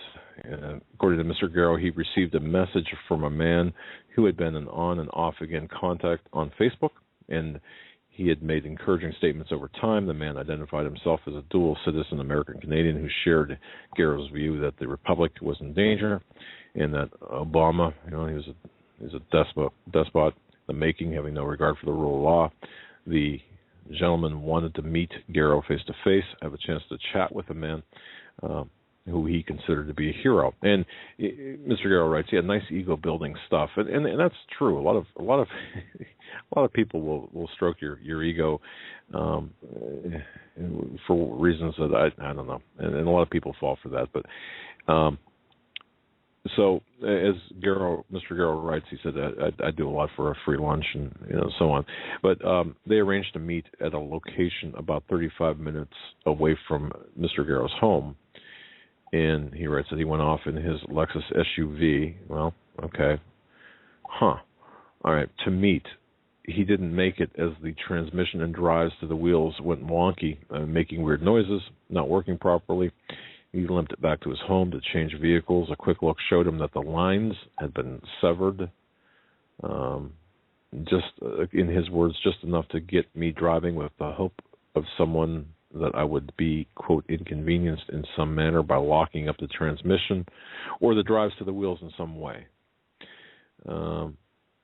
Garrow continues. He says, now this day is one of the coldest this winter, minus 22 Celsius. So the cold helped save his life. What the culprit did not know was that the past summer he had a local mechanic change all the stainless steel lines for the transmission cooler. Folks, I don't have a clue, any mechanic, so I don't know what's really going on here. But the wheel and the drive wheels on the mechanic's recommendation due to their age. So anyway, the lines were all new and should last at least 15 years. And after all, they're stainless steel. And so anyway, he's having his vehicle, taking his vehicle for a forensic examination at the hands of the local police and the RCMP. And he closes by saying, interestingly enough, the arranged conversation with the gentleman who had paid for lunch edged into his desire for me to be involved in a plot to assassinate Obama? Huh. Now go figure. Okay. Just to be clear, you're reading a communication about. Yes, I'm reading from Jim Garrow's Facebook page, just in case somebody wants to grab that audio clip there. Okay, so what the story from Mr. Garrow is that the lunch meeting involved this gentleman recruiting Mr. Garrow, perhaps to take out President Obama. And Mr. Garrow closes by saying, this stuff is certainly coming fast and furious. I can't wait for my interviews today as I explain to folks these curious turn of events. January 2nd becomes the day that then try to kill me and the day they involve me in a murder plot. Neat and tidy. That's what he writes. Karen, thank you very much for that Facebook. We'll be praying for Mr. Garrow. Interesting. And for his safety, as that's dangerous business, and the truth is dangerous nowadays. It's just downright dirty. What they did to him. If what he's saying is true, and I have no reason to doubt what he's saying is not. Final hour this Friday, January 3rd, 2014, edition of the Hagmann and Hagmann Report. We're going to come back and go straight to the phone, and we're going to follow that up with some news. Area code at 907. We're coming to you first. This hour, you're live on the Hagmann and Hagmann Report. Good evening. Hello? Good evening. Well, hello. Yes, hello. Wow. I'm very honored to speak with you, gentlemen. I've never called into a talk show before, so I'm a little tongue-tied. But I was... Well, the honor is all ours. I was really irritated by that gentleman that had called before. And it got the hair up on the back of my neck, the comments that he was making, and I was just curious, both those people that he mentioned do have comment sections and their own websites, and I'm sure he never had the courage to make these comments to them personally. But while I was waiting, I was sitting here saying a little prayer for him, just concerned about thinking. But you were talking about the flu earlier, And I remember the age group that this new flu is hitting is the same age group that the flu of 1918 hit. Good and point. If you'll recall, yes. If you'll recall, it was several years ago they dug up some artifacts in Alaska to test for this flu. That's correct, and that's kind of your turf, I might add, based on your area code. Okay. Yes, it is. Okay, and this is something that we did not hit, and we should have perhaps talked more pointedly about. That's correct. The age group in which this current epidemic, I won't say pandemic, but this flu epidemic is hitting is in the younger portion, demographic area. So very much age. like, I'm sorry? Soldier age. Soldier age.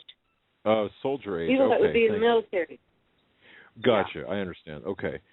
Right. And it's very reminiscent of the 1918 virus. In fact, somebody had commented about that on one of the local news channels here that I happened to catch earlier today about the age group. Interesting. Go ahead, caller. Oh, that's basically all I was going to say. And I've listened to you guys for a couple of years now, and I appreciate you so much.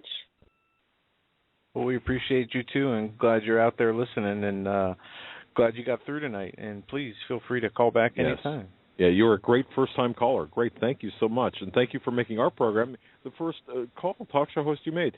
Appreciate it. We love it. Thank you so very much, and good points, I might add. Very good points. Well, God bless you. God bless you too. Good night. All right. Night. Yeah, and folks, let's take a look at all of this. The age grouping, is this just a byproduct, or is this planned?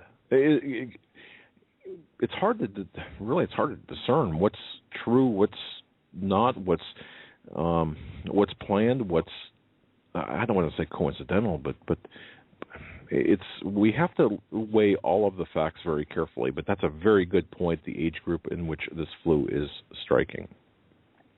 Got a piece of news here before we move on to the next call. Privacy concerns raised as more than 1 million children are fingerprinted in schools. More than 1 million pupils have been fingerprinted at their secondary school, thousands without parental consent, according to new research published on Friday. Figures show that 4 out of 10 secondary schools now use biometric technology as a means of identifying pupils, with nearly a third failing in their duty to seek parental consent before introducing the system. The figures are based on the Freedom of Information request returns from 1,255 schools to Civil Liberty Campaign group Big Brother Watch, with the group warning pupils will grow up believing it is normal to be tracked like this all the time. The most common sense uses of the system are at mealtimes, where head teachers claim it can be a more discreet method of ensuring those children entitled to free school meals get them, and school libraries. Some have used the school system for registration of children at school. There's more in that article. You can find that at the London Independent. And then some news on the Obamacare headlines here. We have a few headlines that are definitely worthy of reading here. One from InfoWars: Affordable Care Meltdown. Patients across the nation unable to receive health care. Also, the New American headline: Official Obamacare launch. More insurance cancellations than enrollments. And that is true. We know that they have been canceling people's premiums, or they call it transitioning people's premiums left and right. But what they're doing is taking health care away from people who have it in order to get people to sign up for Obamacare with no other options left. And now it's being reported out of CBS DC that doctor office spends 2 hours on hold with health insurer for patient's surgery authorization. And is this how it's going to be? The new year brought relief to some Illinois patients newly insured under the nation's health care law. Others still were not sure whether they were covered. Despite the best efforts to navigate the often bulky new system, The major benefits of President Barack Obama's healthcare overhaul took effect Wednesday, the first day of 2014. By Thursday, the first business day of the new insurance system, it became clear that snags in the rollout still remain. It goes on to say early problems with the federal healthcare.gov website led many people to wait until last week to sign up, and insurers are still processing enrollment forms. One person says, "I'm not a happy camper." The couple signed up for Blue Cross Blue Shield Bronze Plan under the federal health care site on December 16th. I understand it's just a matter of paperwork, and yesterday was a holiday. I can be an SOB too at times, but since they're going on with the procedure, it's okay. One doctor's office was so fed up from spending 2 hours on the phone that they couldn't do it anymore. They ran out of time to get the pre-authorization. Another article here, they had no idea if we have insurance or not. We have no idea if we're covered. Obamacare confusion reigns. That's the intent. Go on. As frustrated patients walk out of hospitals without treatment. This is the takedown of our healthcare system as planned. It's not for, and I say this all the time, it's not for affordable care. It's not for anything but the consolidation of information. It's slavery was talked about today. Look, what is taking place right now is the centralization of records, the morphing into one system. Much like the global agenda, this is to consolidate all records into one point of access, and that point of access is by the government. And of course, from that, you want a gun, you want to get treated at a hospital. This is where this Affordable Care Act comes into play. This is a control mechanism. This is nothing more than control and confiscation of your private records, from financial to gun ownership to all of the above. This is designed to fail, and it's through the Piven strategy to overwhelm the system. This is what we're seeing. Now, I mentioned earlier, and I'll just kind of quickly address this. We talked about the only way to win. I believe the only way to win is not to play. So how do we do this? Look at jury nullification. And what is that? Well, in very simply, jury nullification occurs when a jury returns a verdict of not guilty, despite its belief that the defendant is guilty of the violation charged. For example, the jury, in effect, nullifies a law, not the person, but a law that it believes is either immoral or wrongly applied to the defendant whose fate they are charged with deciding. Now, think about this in terms of the Affordable Care Act. You believe, perhaps, that the Affordable Health Care Act is immoral, is unconstitutional, wrongly passed. What do? You nullify it by not taking part in it. Where does the term jury nullification come from, or what's the most famous case? Well, the most famous case goes back to, and I find this very interesting, a man by the name of John Peter Zenger. Now, he was charged with printing seditious libels of the governor of the colony of New York, William Cosby. Now, despite the fact that Zenger clearly printed the alleged libels, the only issue the court said was that the jury was free to decide, as the court deemed the truth or falsity of the statements to be irrelevant. The jury nonetheless returned a verdict of not guilty. See, the court said, look, you've got this very narrow avenue of decision with regard to the trial of John Peter Zenger back in 1790 or 1735. Now, there have been other occasions of jury nullification, of morally repugnant, unpopular laws. But this was clearly the first of its kind back in 1735. So what was going on here? Well, at the time, Zenger, who was a New York printer, published these libelous statements against the governor of New York, the colony of New York, Cosby. By the way, Cosby had rigged initially he rigged the first jury pool so that the verdict would be definitively guilty. But through a process, through Zinger's attorney, who happened to be Alexander Hamilton, he got that changed. Well, I'm sorry, I should have, the Royal Corrupt Governor was William S. Cosby. I think I made a misstatement there earlier. I was going to say, these senior moments seem to be coming more frequently. You know, Joe, you just wait. Yes, but at any rate, how do we handle this?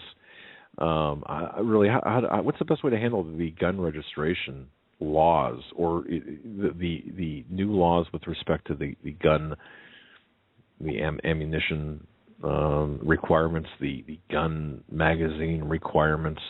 You see, once again, you see the people lining up in Connecticut to comply with the registration requirements of firearms and ammunition. Well, yeah, they don't want to end up like that guy in D.C. who got 6 months in jail for unregistered shotgun shell. Yeah, exactly. But see, if you look at that photograph and you look at that line that extends out the door and down the parking lot, and you see, by my estimation, at least 100, if not more, in this photograph, grumbling and saying, "Oh, it's the law." If you take those very same people, and my guess is, and perhaps this I could be wrong, but my guess is those people waiting in that line, look, they don't want to be criminals. They don't want to be felons any more than I want to be a criminal or a felon. Really.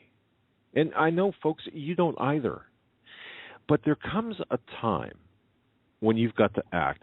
And my guess is those people waiting in that line will go or did go home and turn on their television sets, watched whatever game was on television, rooted for their team in a much stronger fashion, put more effort into the football game that was on than they did in protesting the very law that they were grumbling about when they were standing in line.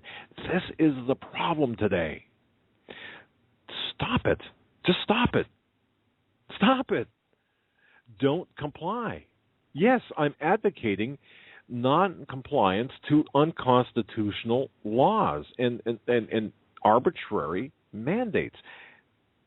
Can I be like, perhaps, in a way, John Peter Zinger, who was charged with sedition and put on trial just by simply stating that there's this corrupt royal governor by the name of William S. Cosby accused of rigging elections and allowing the French enemy to explore the New York harbor, and he printed these statements and was charged with libel.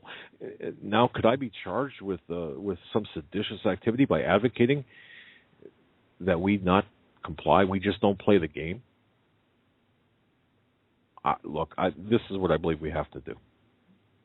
I think that we have to all uniformly act in a manner that would be very consistent with jury nullification. Don't comply. That's me. That's my opinion. And in America, we're still allowed to voice our opinion, but that's my personal opinion. I certainly would not comply, and I would urge everyone as well not to comply.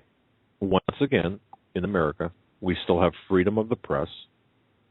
We still have freedom of the microphone. Now, one other thing, too. I'm reminded of this. If you go to InfoWars, and I know this has been on other places, there is a chart. I don't have the note in front. I just had closed the tab here. But there is a graphic, an information graphic that shows your rights when stopped by the police. In fact, if you go to InfoWars, you can find it. It's interesting. It's an infographic how to handle a police encounter. If you haven't seen it, it's well worth the time to download this. You have the right to remain out of prison. Is its title. It was authored by onlineparalegals.programs.com. But I would suggest going to InfoWars because it's a small graphic. I did save it to my computer, but it's very interesting on how to handle police interactions. And I would just say that study that, print it out for yourselves.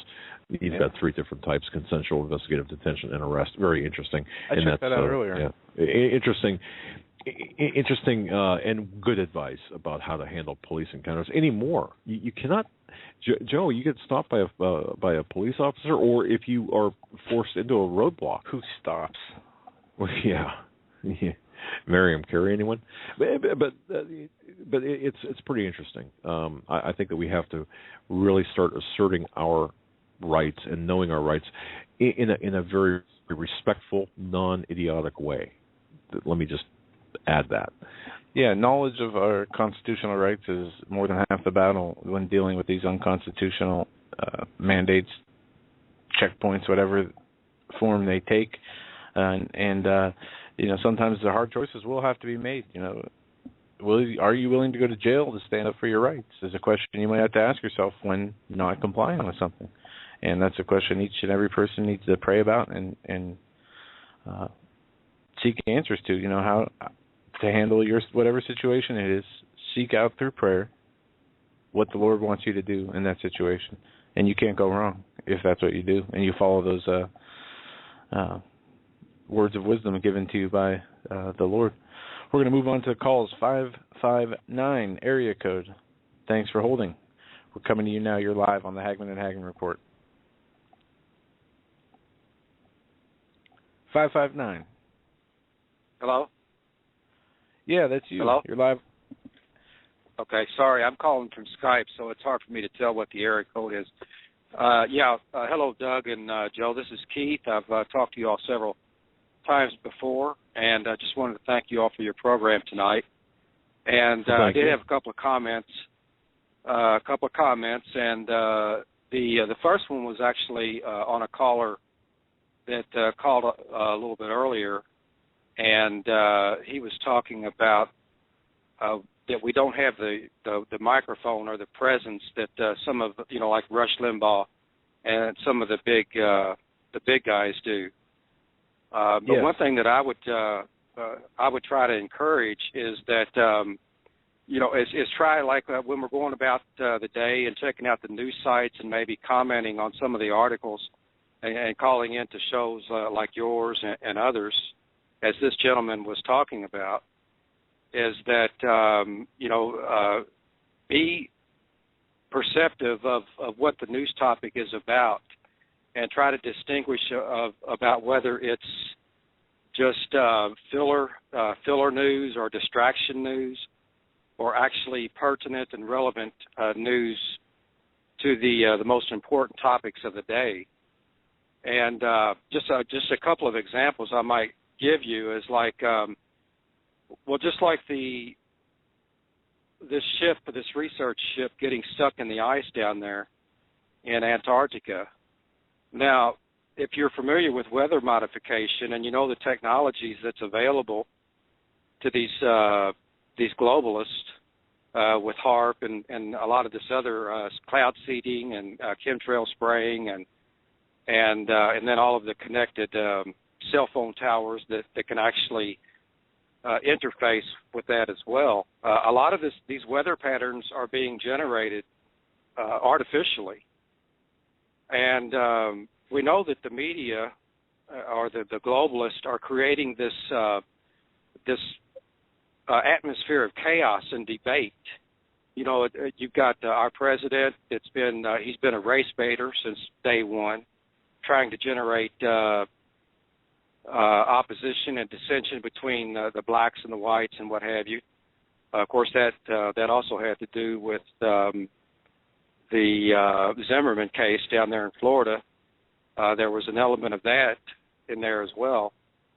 But so now we have this very research much so, vessel that is. Right. Yeah. And so now we have this research vessel that's caught in the ice down here in Antarctica. And what do you see? I mean, I checked out a couple of the images on Google for ice research, global warming research vessel and what have you. And you go to you look at some of these news sites and news clips, and it's this big, they're just pushing this thing. And in my opinion, this is being done to actually create this debate between the people that don't necessarily subscribe to the global warming and the ones that do. And that's exactly what this article that Drudge had a link to this morning was. That's what the accusation was, is that these trollers that are looking for these opportunities to jump on this wagon against global warming. That's what that was. But I think it's really important that we consider the possibility that ship could have been deliberately. Now, you really think about it, Doug and Joe, the technology that they have today, they predict weather patterns weeks ahead of time. They tell you what tomorrow's temperature is going to be to the degree, what the precipitation is going to be, and everything. And yet they can't calculate or know whether or not it's time to get a ship or a ship in the midst of an approaching storm is in trouble or what have you. So my point is that I believe that ship was deliberately left there to be frozen in that ice to actually generate this debate. And in my opinion, not only is it just to kind of use up, it's very similar to the debate that ensued with the Duck Dynasty comment about homosexuality. You've already seen that on the internet. While the USA people were debating and arguing over what was going on with that issue, our politicians in Washington, D.C. were passing the NDAA law. Right. And what we Go ahead. focused on with the global warming ship wasn't so much the ship; it was the real story in there is the money being siphoned out of the American taxpayers' pockets to go fund climate change fighting. Or is the real story even deeper than that? I guess is what I brought up about what were they doing there in the first place. I understand what the given reason is, but perhaps there might be something else going on given the history of the Antarctic and right. So I mean, wow, you're very correct. There are most of the news is, if it's not filler, it is intentionally to cause further division amongst classes, races, and belief sets in this country, and getting people, instead of banding together for the few things we can agree on, they will separate for the 100 things that they don't agree on. Right. Yeah, and I'm looking at that article right now. I've got that page brought up, and if you go down to the comments, there's 2,542 comments on that one article. Wow. And okay. and yeah, you see what I'm saying? So most of that is one person taking one side and the other person taking the other side.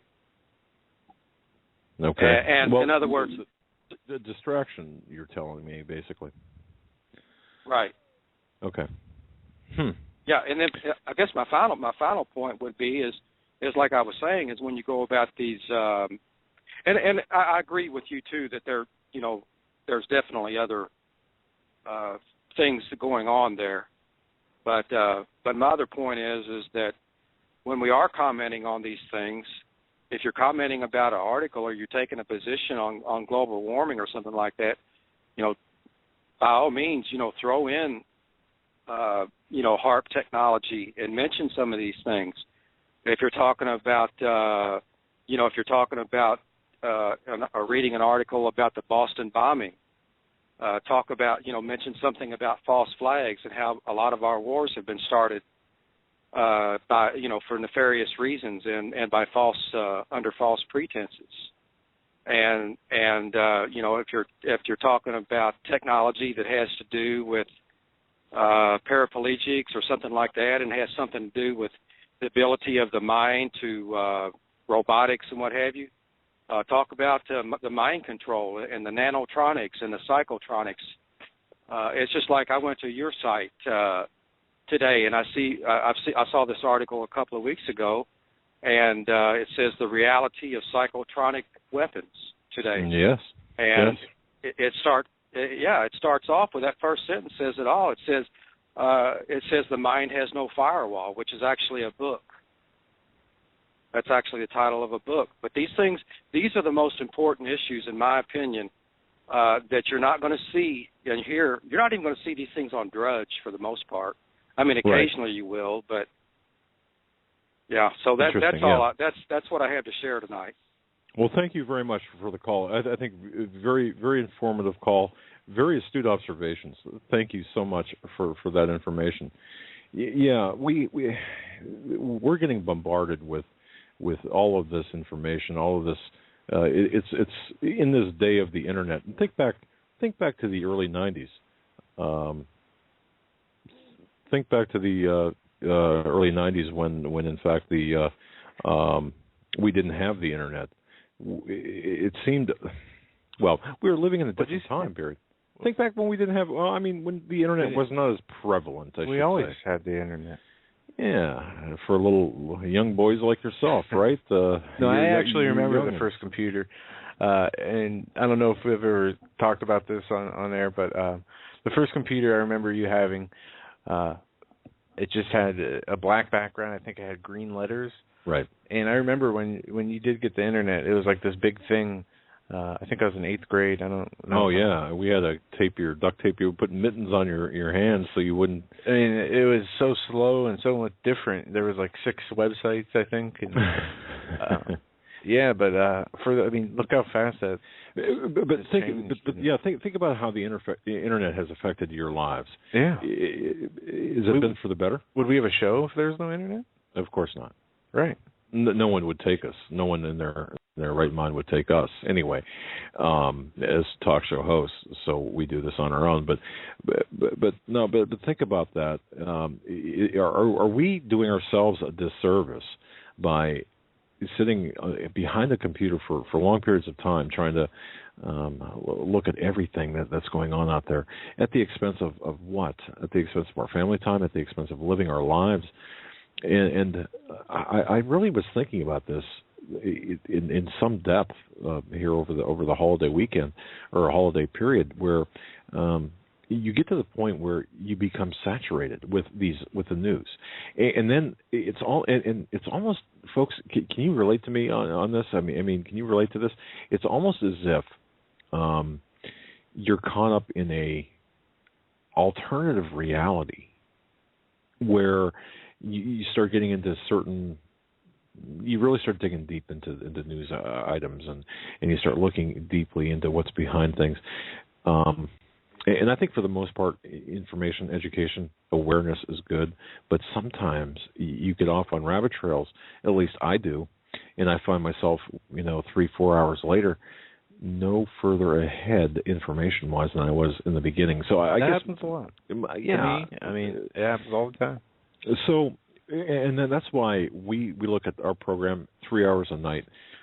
It's so important to really provide what we believe is the most important information, as opposed to having you spend hours upon hours digging through yourselves. We'll do that because we like to.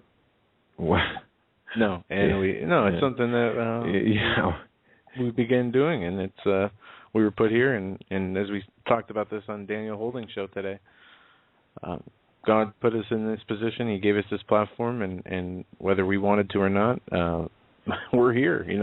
And after that show today, I realized, because we did say that God put us here, but I also realized too that if we squander the opportunity, if we do not do what we're supposed to do, God could take that away. And we can be brought down and replaced in a millisecond. Oh, absolutely. And we have that's to why always we take it keep seriously. We always have. Everybody has to keep that in the back of their mind, because it doesn't matter what you're doing in life, on what level, however you're serving His kingdom. If you aren't following Him and aren't doing what you're supposed to do, He will bring you down. And it's not to bash you or beat you up. It is for our own good, for the most of the part, or for all the time. Because anything I've done wrong in my life and faced consequences for, I'd like to think has made me better, or has taught me lessons and brought me to where I am today. And sometimes we need to be brought down and knocked off our high horse, or knocked off whatever platform or pedestal we put ourselves on, or whatever the issue is, and be dealt with by the Lord, to be given humility back, to be given things that the basics of Christian faith. And without those, you're really not a Christian. And sometimes you need to, like I said, to be knocked back down to get what you already had. Exactly. And you might think this banter between us is almost a waste, but this is the human experience. More important than the news, I'd say. I think that we have to look at ourselves. Sometimes we take ourselves too seriously. Sometimes we take ourselves not serious enough. Sometimes we make a lot of mistakes. We trip up a lot, and we all do. I mean, as human beings, we all have frailties, and but what I really think, and as we go through the news items,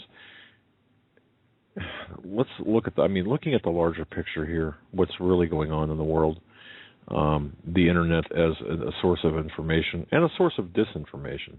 The internet as a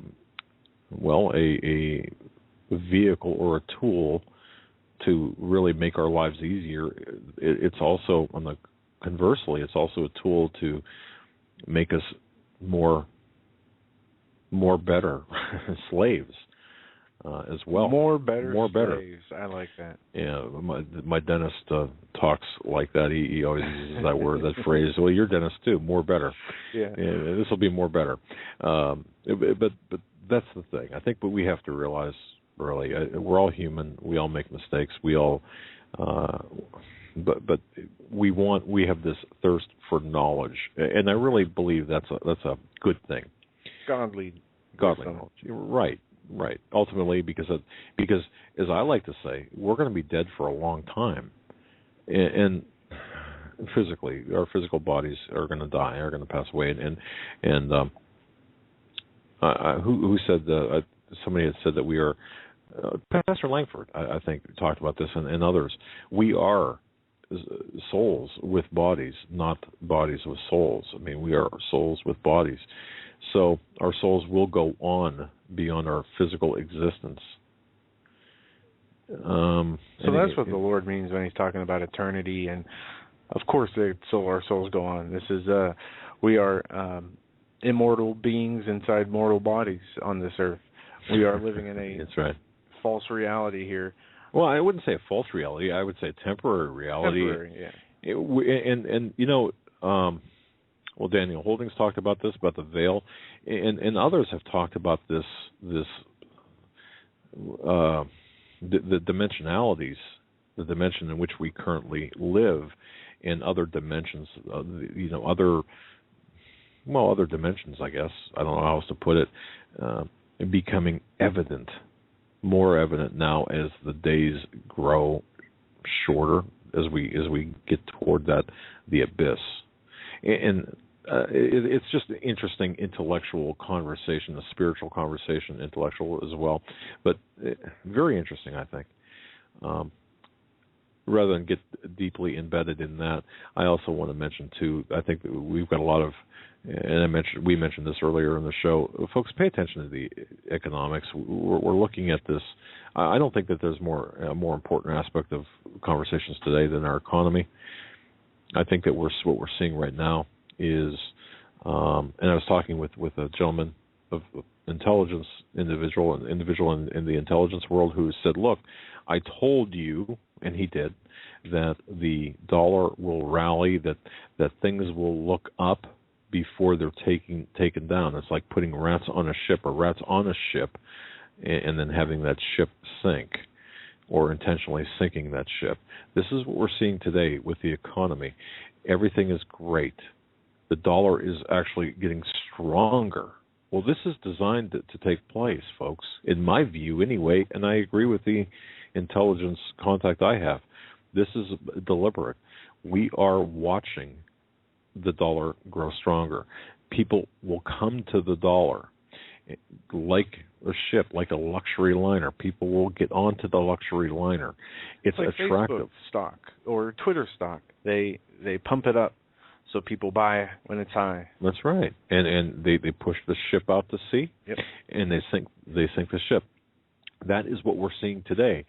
And the lamentations about the prices of, or the value of the gold and silver being artificially low. Does any of this make sense to you? None of what we're seeing in the paradigm, in the model of economics should make sense to you. So therefore, it should tell you that everything is being manipulated. That what we're seeing is a lie. That what we're seeing is this entrapment of us. And how are we going to survive this? Well, we survive this by the knowledge that everything that we're seeing is an illusion. That we survive this by knowing what is taking place behind the scenes. So understand that what we're seeing right now, or at least in my view, and in the view of my contact, is we're nearing the end point in time economically. When we see this big rise of the dollar, and everyone's flocking to the dollar, everyone's being pushed toward the dollar. It's all good news, according to MSNBC, CNBC, Fox News, everybody. Oh, it's good news. And even more than that, when people are at a time where you're so close to detaching yourself from that element of the world and the love of money or the love of things that come from money, they're trying to get you right back in to where you can have faith in money, to where you can have faith in the system. Kind of like when they put Obama in as president. They gave people a renewed hope of change, a renewed hope of something different. When it's all the same, there's nothing new under the sun. A few pieces of news, and we'll get to another call before we end the show. These two pieces of news I think are important. I sent you one on Skype there, and I don't know if you saw it. The U.S. seeking al-Qaeda terrorist linked to Benghazi attack. I don't know if you saw this. That's right. I did see that. And of course, the U.S. government is trying to apprehend an al-Qaeda terrorist wanted for his role in the 2012 Benghazi terrorist attack that killed 4 Americans. The suspect, Muhammad Jamal, was imprisoned in Egypt last fall in September and was being held by the Egyptian government. His current whereabouts could not be confirmed, said U.S. officials who spoke on the condition of anonymity. One official said Jamal remains in Egyptian custody, contrary to reports that he was in Yemen. And this Jamal was labeled as a designated terrorist by the United Nations on October 18th, identifying him and the group he formed, the Muhammad Jamal Network, linked in the September 11th, 2012 Benghazi attack. My question to you now, is this a straw man takedown, or is this a legitimate person behind the attacks from anything you've seen? Well, no, of course. We did not have, in my view, once again, if you go to HomelandSecurityUS.com, I've got 35 plus reports about Benghazi alone. Okay, and there's a lot of background information.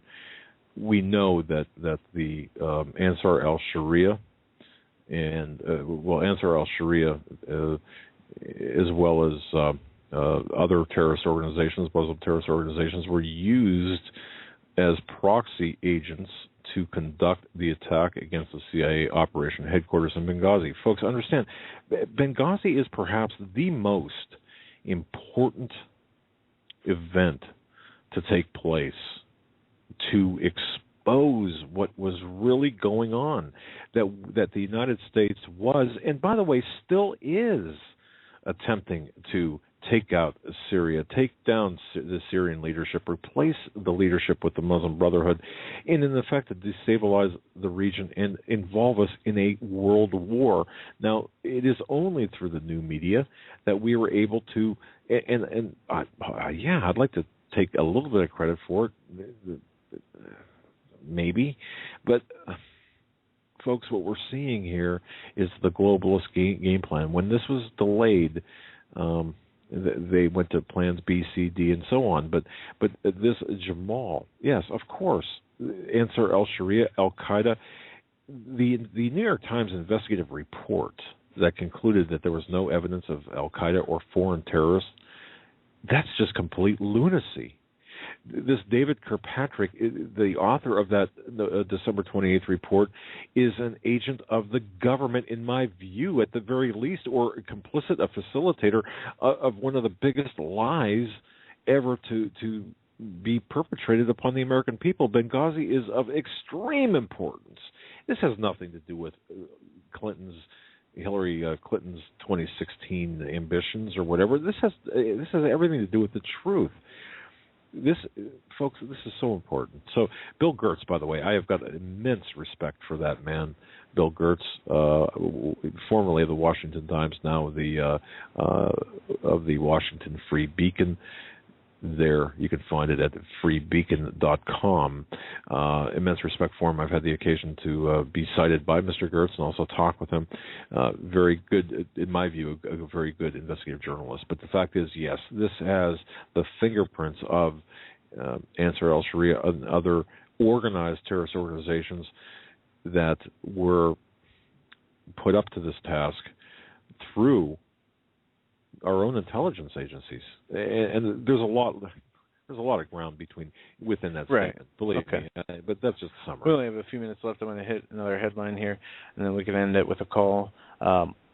Exclusive. This from Reuters. U.S. waived laws to keep F-35 on track with Chinese-made parts. Steve Quayle talked about this when this first happened. I think the headline came out, and he was scheduled to be on our show, and we got into this.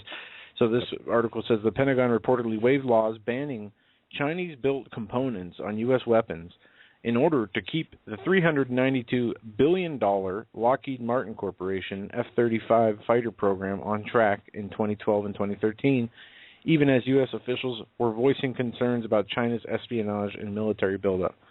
Now, folks, you have to understand the significance of this.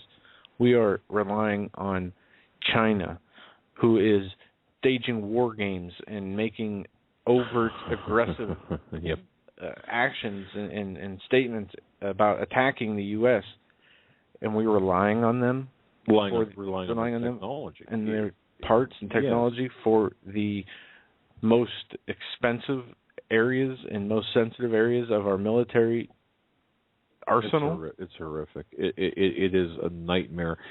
We can't. Who's responsible for this? Is it Obama? No, of course not. Just solely Obama. It's the entirety of the Washington big business. The leaders from really for the past quarter century to half a century. It's really the year of the dragon. And next week we're going to be talking about a specific book about China and about the threat that China poses. It's a very, very interesting, very important book, and I'll just save that for next week, and you're going to want to really tune in to next week's programming, because China is a very big threat against the United States and against all of us right here today in the world today. And also, folks, once again, don't forget tomorrow, Brother Marcus will be on with his son Curtis, and I guess people in the chat, I want to thank you for correcting me. I don't know if he gave me the wrong time. He said it would be 6 Mountain Time, 8 Eastern Time, but apparently it's 9 Eastern Time. But either way, Pine Ridge Warriors show tomorrow. Pine Ridge Warriors show with Brother Marcus and his son Curtis. Please keep them in your prayers as they feel that they need the strength, and they definitely have expressed the level of support they feel from your prayers, and you know, we feel the support from you guys and the listeners out there and everybody who prays for us, and I know they do too, and they really want to do a good job tomorrow. And this Pine Ridge Warriors tomorrow, either 8 Eastern or 9 Eastern. Happy to be alive in chat says 9 Eastern, and they have links for the show. So thank you for posting those, and please keep them in your prayers. Yeah, exceptionally good men. And let's see, we got a few minutes left. Well, let's select someone to take us out. We should probably do this now as a matter of routine every night. Have a caller take us out when we have open lines. Have a caller take us out. 910. Yeah, let's 910. We're coming to you now. You're live on the Hagmann and Hagmann Report. We got about 4 minutes left. Your last caller of the week. What's on your mind? Or not. Maybe they took us out. Maybe, yeah. 910? Okay. Last chance. All right. Sorry, we have somebody take us out. 209. We're coming to you now. You can take us out. 209. You're live on the Hagmann and Hagmann Report.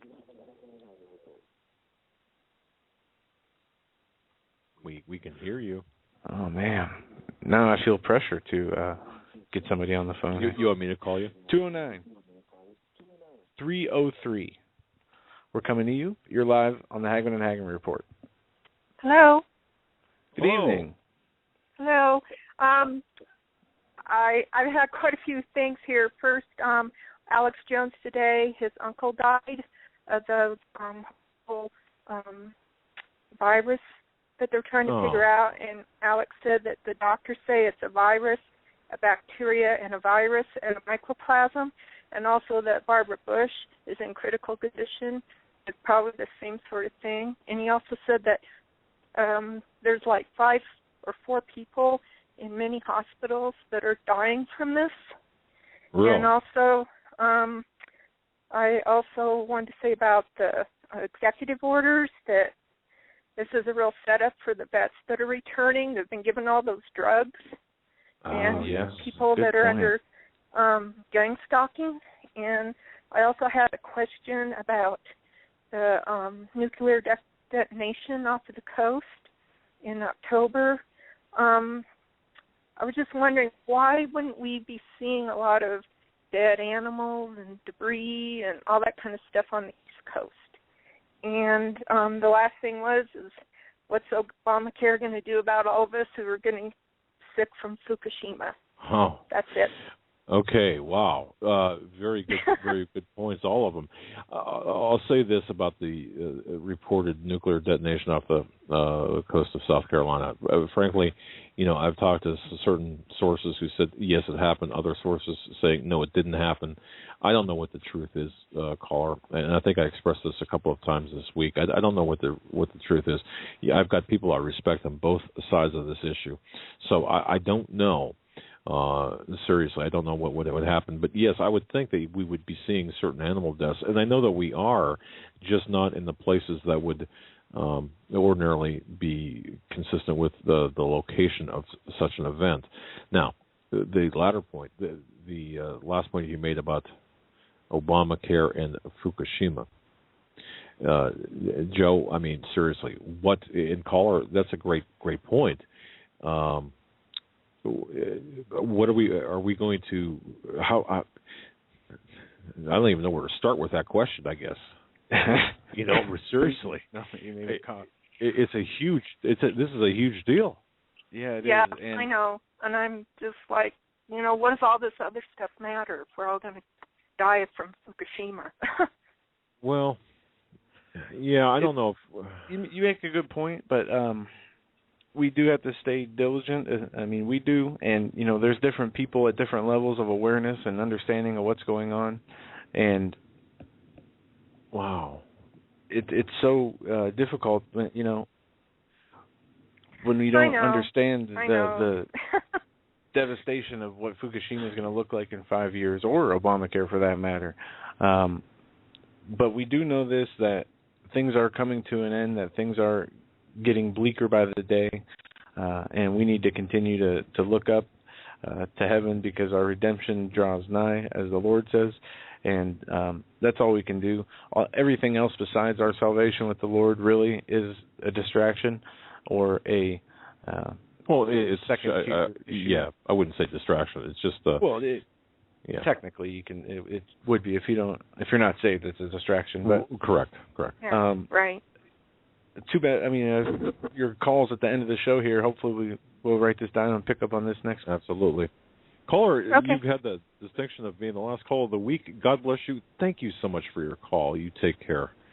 It was great to Great to have you. You too. A melodious voice as well in the wilderness. We've got we're very at the, nervous. No, don't worry about it. God bless you. God bless you. We'll talk on the other side. Yeah, thanks Folks, for the call. Great week. Thank you so much. And first full week of the year next week. We're going to see you Monday. We'll see you Monday, Tuesday, regular Standeo Day, and we're going to have some guests next week, and 8 p.m. We'll see you then. Good night.